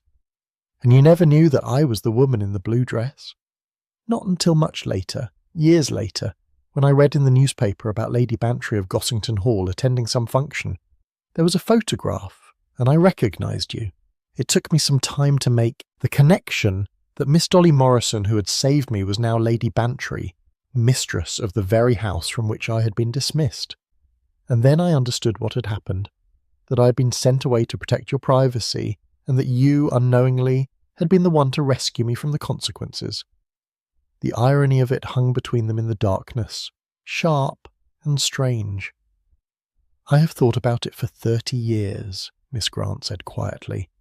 The peculiar justice of it, that you saved me without knowing you were saving me, that I was punished for witnessing your happiness and then rescued by your compassion.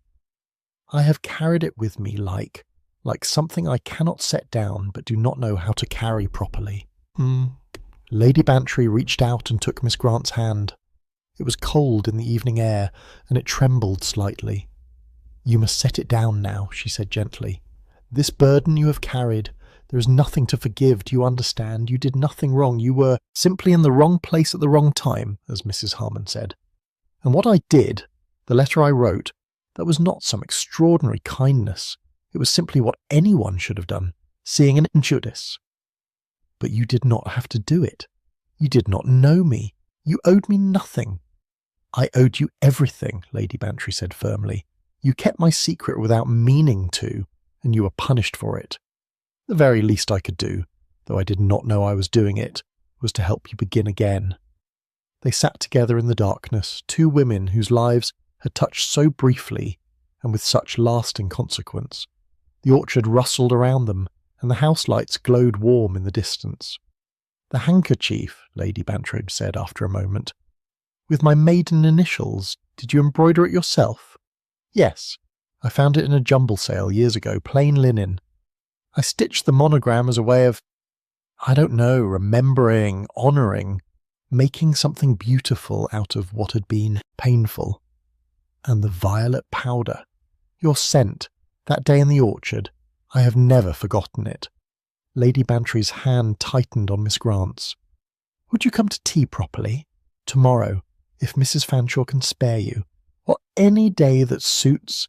I should very much like to know you, not as a mystery or a memory, but as yourself. In the darkness, she felt rather than saw Miss Grant's nod. "Yes," came the whispered reply. "Yes, I should like that very much."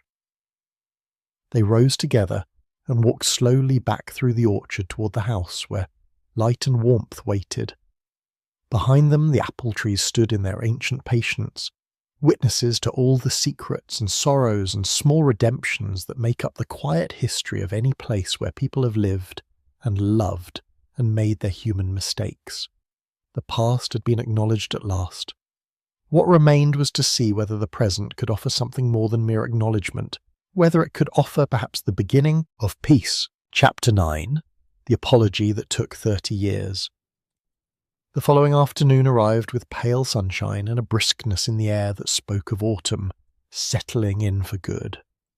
Miss Marple, informed by telephone of the previous evening's encounter, arrived at Gossington Hall shortly before 3 o'clock to find Lady Bantry in an unusual state of nervous anticipation.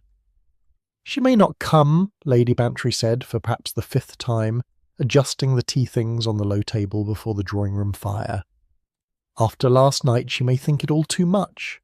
She may decide to leave Much Benham entirely and disappear back into whatever life she has built for herself." "I think now," Miss Marple said calmly, settling into her usual chair, "she has carried this for 30 years. Having finally spoken of it, I doubt she will turn away now. The hardest part is over." "Is it? I'm not at all certain. Last night in the orchard, in the darkness, it seemed easier somehow. But today, in Degschlossdeit, with tea and formality," Lady Bantry broke off, moving to the window. "What does one say to someone in such circumstances?" "I suspect," Miss Marple observed, "that very little needs to be said. The story has been told. What remains is simply to acknowledge it, and to allow Miss Grant, or should we call her Miss Ashby now, to see that you do not judge her for it." "Judge her? Good heavens, Jane, there is nothing to judge. She was a victim of—" Lady Bantry stopped, her voice catching. "She was a victim of my happiness in a way. That is what troubles me most, that she suffered because I was loved." "She suffered because of small-mindedness and excessive caution," Miss Marple corrected gently. "Not because of your happiness. Those are very different things." At 10 minutes past 3, Mrs. Craddock appeared at the drawing-room door with an expression that suggested she was not entirely certain of the propriety of what she was about to announce. "Miss Lucille Grant has called, my lady, with Mrs. Fanshawe." "Mrs. Fanshawe?" Lady Bantry's eyebrows rose. "Yes, my lady. She said she would not allow her companion to pay calls unaccompanied, particularly first calls. I have shown them to the morning-room." Lady Bantry and Miss Marple exchanged glances. Then Lady Bantry straightened her shoulders and moved toward the door. "Well then, let us go and greet our guest properly." Mrs. Fanshawe proved to be a formidable woman of perhaps 75, upright in her bath chair, dressed in black silk that rustled when she moved. Her face was sharp-featured and intelligent, her eyes bright with curiosity that had not dimmed with age. She inclined her head graciously when Lady Bantry entered. "Lady Bantry, how kind of you to receive us. I understand you have been most persistent in your invitations to my companion. I thought it best to accompany her and ensure the situation was as it should be." Beside her, standing with hands folded and eyes downcast, was Margaret Ashby. In daylight she looked older than she had in the dusk of the orchard, the lines around her eyes and mouth more pronounced, but there was something different about her bearing today, a slight lessening of that careful tension, as though some burden had already begun to shift. "Mrs. Fanshawe, Miss Grant, you are most welcome. Please, will you join us in the drawing-room? Tea is waiting, and the fire is lit." The procession to the drawing-room had a curious formality about it. Mrs. Fanshawe's bath chair was wheeled carefully by a servant who had accompanied them, and Margaret walked beside it with the practised deference of a long-time companion. Miss Marple greeted them with her gentle courtesy, and soon they were all settled with teacups and the small rituals that make English social life both easier and more complex. "I must confess," Mrs. Fanshawe said, accepting a cup from Lady Bantry, that I'm consumed with curiosity. Miss Grant has been most mysterious about this call. She insisted she could not accept your invitation. Yet when I forbade her to be so rude, she became quite distressed. I could not make head nor tail of it. Margaret's colour rose. Mrs. Fanshawe, I explained. You explained nothing, my dear. You simply became agitated and peculiar. So I determined to bring you myself and discover what all the fuss was about. Mrs. Fanshawe fixed Lady Bantry with a penetrating look.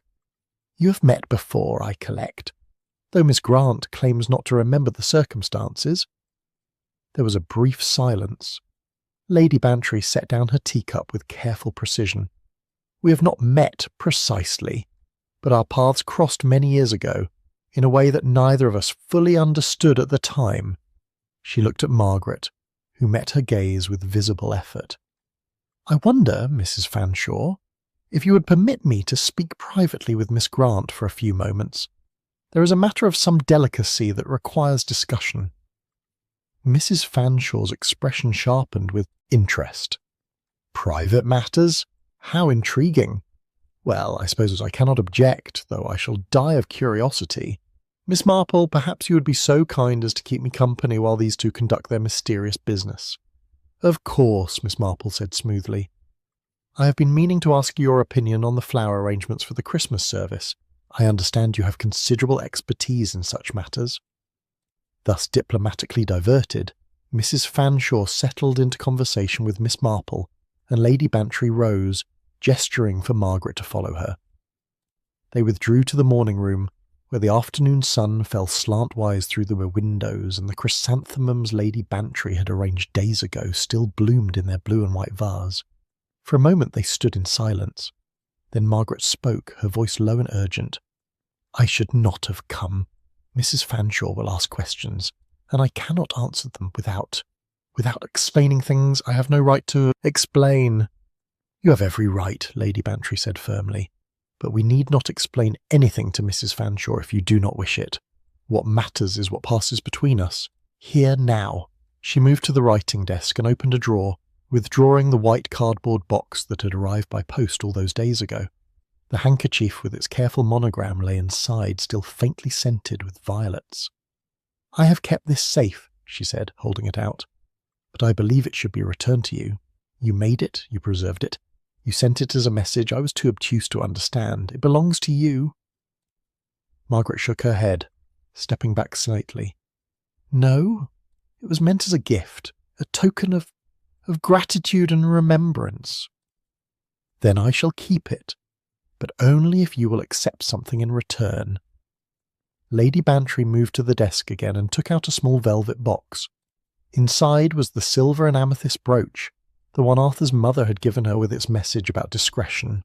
This was given to me just before my engagement was announced. I have worn it many times over the years, thinking it simply a pretty thing, but now I understand its true meaning. It was a symbol of secrets kept, of privacy protected at any cost. She held it out to Margaret. I should like you to have it, not as payment or recompense, but as an acknowledgement that secrets sometimes cost more than they are worth. That discretion, taken to extremes, becomes cruelty. Margaret's eyes filled with tears. I cannot accept such a thing. It was your mother-in-law's. It belongs in your family. My family is gone. Arthur died 5 years ago. We had no children. The Bantry line ends with me. Lady Bantry's voice was gentle but firm. Please, let me give you something that has value, as you gave me the handkerchief. Let us make an exchange, not of obligation, but of recognition. We are connected by that long-ago moment in the orchard, whether we wish to be or not. Let us mark that connection with something more than regret. Margaret reached out with a trembling hand and took the box. She opened it, looking down at the brooch with an expression that mingled wonder and sorrow. I thought you would be angry, she whispered, when you finally understood. I thought you would hate me for having witnessed something so private, for having been the cause, however inadvertent, of all that followed. How could I be angry? You did nothing but exist in the wrong place at the wrong time. And Lady Bantry's voice grew thick with emotion. I never knew. I wrote that letter in complete ignorance of who you were or how you had been wronged. I wish I had known. I wish I had been able to do more. You did everything, Margaret said, her own tears flowing freely now. You gave me back my life when I thought it was over. That letter, your words, they made it possible for me to begin again. Without it, I do not know what would have become of me. Lady Bantry stepped forward and, with a gesture that seemed to surprise them both, embraced Margaret. They stood together in the autumn light, two women separated by class and circumstance, but united by the strange workings of chance and kindness. I came to thank you, Margaret said when they finally stepped apart. That was all I wanted, to see you once more and to say that I remembered, that what you did mattered. And I wish to say that I am sorry. Sorry that you suffered for my happiness. Sorry that it took me 30 years to understand. Sorry that we have lost so much time. Time is strange, Margaret said, wiping her eyes. Sometimes it heals, and sometimes it simply carries things forward until they can finally be set down. I think perhaps this is one of those moments when the weight can finally be laid to rest. They returned to the drawing room together, their eyes red but their bearing lighter. Mrs. Fanshawe looked up with sharp interest, clearly bursting with questions, but something in their expressions made her hold her tongue. Miss Marple simply smiled her quiet, knowing smile, and poured fresh tea. The conversation turned to other matters, the village, the coming winter, Mrs. Fanshawe's arthritis, and the various remedies she had tried. But underneath the ordinary talk ran a current of peace, of something settled and made right. When the visit ended and Mrs. Fanshawe's bath chair was wheeled toward the door, Margaret turned back for a moment. "Might I call again?" she asked softly. "Not as a mystery or an obligation, but simply as a friend," Lady Bantry finished. "Yes, please do. I should like that very much." After they had gone, Lady Bantry and Miss Marple sat together in the drawing-room as the afternoon faded. The handkerchief lay on the table between them, its monogram catching the firelight. "The things we forget," Miss Marple murmured, "are sometimes what others remember best. But also, I think, the things we remember matter more than we know. You remembered an injustice, Dolly, even though you did not remember the person involved. That is worth something. Is it enough?" "It is always enough," Miss Marple said gently, "to do what one can, when one can, with what understanding one has at the time. None of us can do more than that. And sometimes, if we are fortunate, we are given the chance to see how our small actions ripple outward across years. That is what you have been given. That is the gift of this strange meeting." Lady Bantry nodded slowly, her hand resting on the handkerchief. Outside, the October dusk was gathering, but inside the drawing-room the fire burned bright and warm. The apology that had taken 30 years had finally been delivered and received and answered, and in the end it had brought not recrimination or regret, but something simpler and more precious, the understanding that kindness, however accidental, is never wasted, and that mercy, however unknowing, still has the power to say. Chapter 10. The Scent of Memory on the Garden Path. A week passed, and then another. October deepened into its final days, bringing frost to the morning grass and a particular clarity to the air. The roses at Gossington Hall had finished their season, the last petals falling to carpet the paths in pink and cream and gold. The garden was entering its winter rest. But there remained about it that quality of peaceful completion that comes when things have been properly tended. Margaret Ashby called twice more during those weeks, each visit a little easier than the last. The first time she came alone, walking from Much Benham in the afternoon, and she and Lady Bantry took tea in the morning room and spoke of small things, the village, the weather, the peculiarities of elderly employers. The second time she brought Mrs. Fanshawe, who had evidently decided that whatever mystery surrounded Miss Grant's connection to Gossington Hall was none of her concern, provided her companions continued to perform her duties satisfactorily. On the third visit, which fell on a Saturday afternoon in early November, Margaret arrived to find Miss Marple already present, settled in her usual chair with her knitting. The three women had fallen into an easy companionship, united by their knowledge of the story that had brought them together, but no longer weighed down by its burden. "I had a letter yesterday," Margaret had said, accepting her cup of tea. "From Cornwall. From a woman I worked for 15 years ago, when I was still quite new to companion work. She had heard through some acquaintance that I was in this part of the country, and wrote to say how pleased she had been with my service, and how much she had valued my discretion and steadiness." "How very kind," Lady Bantry said. "It was kind, but it also made me think about something Miss Marple said to me that first day when we met at the charity sale. She said there was something unfinished about me, like a letter folded and never posted." Margaret set down her cup and looked at them both. "I think I have been living my whole life as an unfinished letter, always waiting for permission to be fully myself, always holding something back for fear of overstepping or causing trouble." "And now?" Miss Marple asked gently. "Now I think perhaps I might try to finish the letter. To live more openly, if that makes sense. I have carried guilt and gratitude in equal measure for so long that I had forgotten there might be other ways to be." Lady Bantry reached across and touched Margaret's hip and... "I am glad. You have nothing to feel guilty about, and gratitude, while lovely, should not be a cage." They sat in comfortable silence for a moment. Then Margaret spoke again, her voice tentative. "There is something I should like to do if you would permit it. A small gesture, perhaps foolish, but it would mean something to me." "What is it?" Lady Bantry asked. "I should like to see the orchard again in daylight, this time. To walk there without fear or secrecy, as someone who has a right to be there. I know it sounds strange." "Not at all," Lady Bantry said, rising at once. "Come, we shall all three go together." They put on their coats and walked out into the November afternoon. The air was cold but not unpleasant, and the gardens held that spare beauty that comes after the abundance of summer has passed. They walked the familiar paths past the rosebeds and the herbaceous borders until they reached the orchard. The apple trees stood bare now, their fruit long since gathered, their branches stark against the pale sky.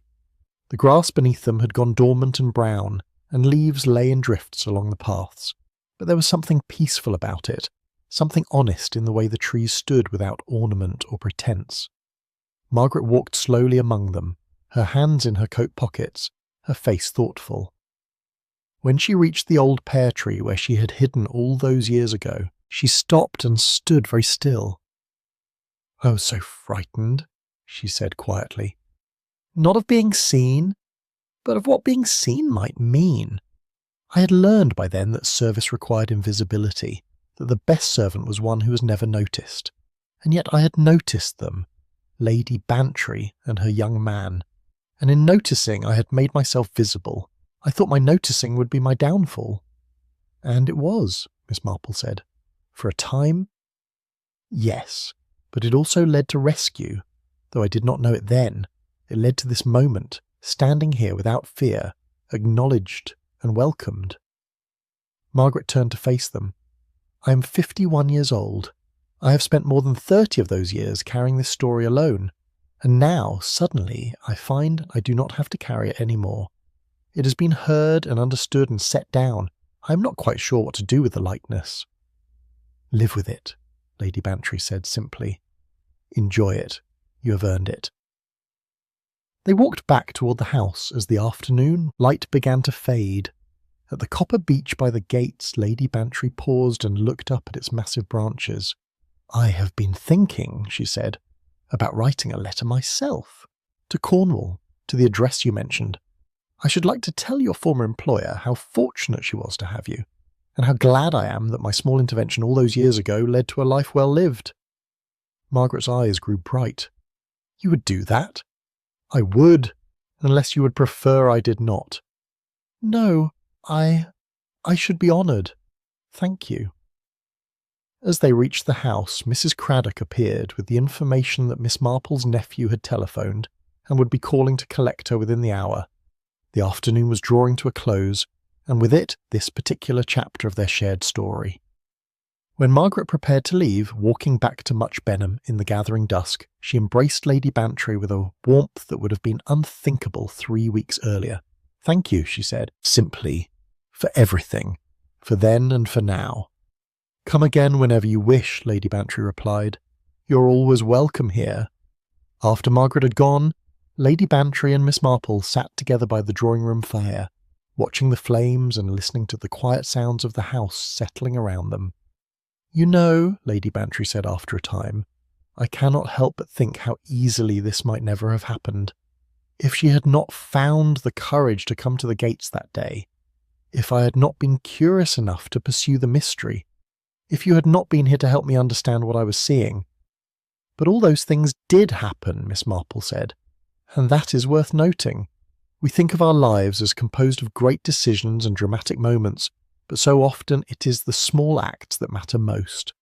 The decision to walk to a gate, the decision to write a letter on behalf of a stranger, the decision to listen and to care. Do you think she will be all right, truly?" "I think she will be more than all right. She has been given something rare, the opportunity to revisit the past and find it transformed. Not erased or corrected, but understood differently. That is a gift not many of us receive." They sat in silence as the fire burned low. Outside, the November evening had settled over Gossington Hall and its gardens, over the village of St. Mary Mead and the fields beyond. The world turned on its axis, carrying them all forward through time, but some moments, like this one, seemed to exist outside of time's usual flow, complete and sufficient unto themselves. The handkerchief with its careful monogram had been rewrapped in tissue paper and placed in Lady Bantry's desk, beside the photograph of the household star from 1920. The silver and amethyst brooch was on its way to Cornwall with Margaret, a symbol of acknowledgement and release. And in the orchard, the apple trees stood bare and patient, keeping their silent watch over all the meetings and partings and small human dramas that had unfolded beneath their branches. Miss Marple rose at last, gathering her things in preparation for her nephew's arrival. At the door, she turned back to Lady Bantry. "You said to me once that you felt insubstantial, because you had moved through the world leaving impressions on others while remaining opaque to yourself. Do you still feel that way?" Lady Bantry considered the question. "No," she said slowly. "I think I understand now that we are all more substantial than we know, that our smallest gestures echo in ways we cannot predict or control, that kindness, even unconscious kindness, is never wasted." "That," said Miss Marple with a smile, "is a lesson worth learning, even if it took 30 years to learn it." When Miss Marple had departed, Lady Bantry walked through the quiet rooms of Gossington Hall, turning off lights and checking that all was secure for the night. She paused at the window of the morning room, looking out at the darkness where the gardens lay invisible beyond the glass. Somewhere out there, a woman was walking home along country roads, lighter in spirit than she had been in 3 decades. Somewhere in Cornwall, a letter would soon arrive, speaking of old kindnesses and new understandings. And somewhere in the infinite complexity of human connection, a moment from 1920 had finally found its resolution in 1953. The scent of memory, violet powder and autumn roses, old letters and preserved handkerchiefs, lingered faintly in the air. But it was no longer a burden or a mystery. It was simply a reminder that we are all connected by invisible threads of consequence and compassion, and that the past, properly acknowledged, can become not a weight but a foundation. Lady Bantry closed the curtains and turned from the window. Tomorrow there would be other concerns, other small dramas, other moments of connection and misunderstanding, but tonight there was simply peace, and the knowledge that some stories, however long they take to unfold, do eventually find their proper endings. The garden would rest through the winter, and in spring the roses would bloom again, and when they did, they would bloom over ground enriched by all the years that had passed, all the sorrows and joys and quiet acts of mercy that had seeped into the soil like rain. That, Miss Marple might have said, was simply the way of things, and it was, in its own quiet fashion, enough.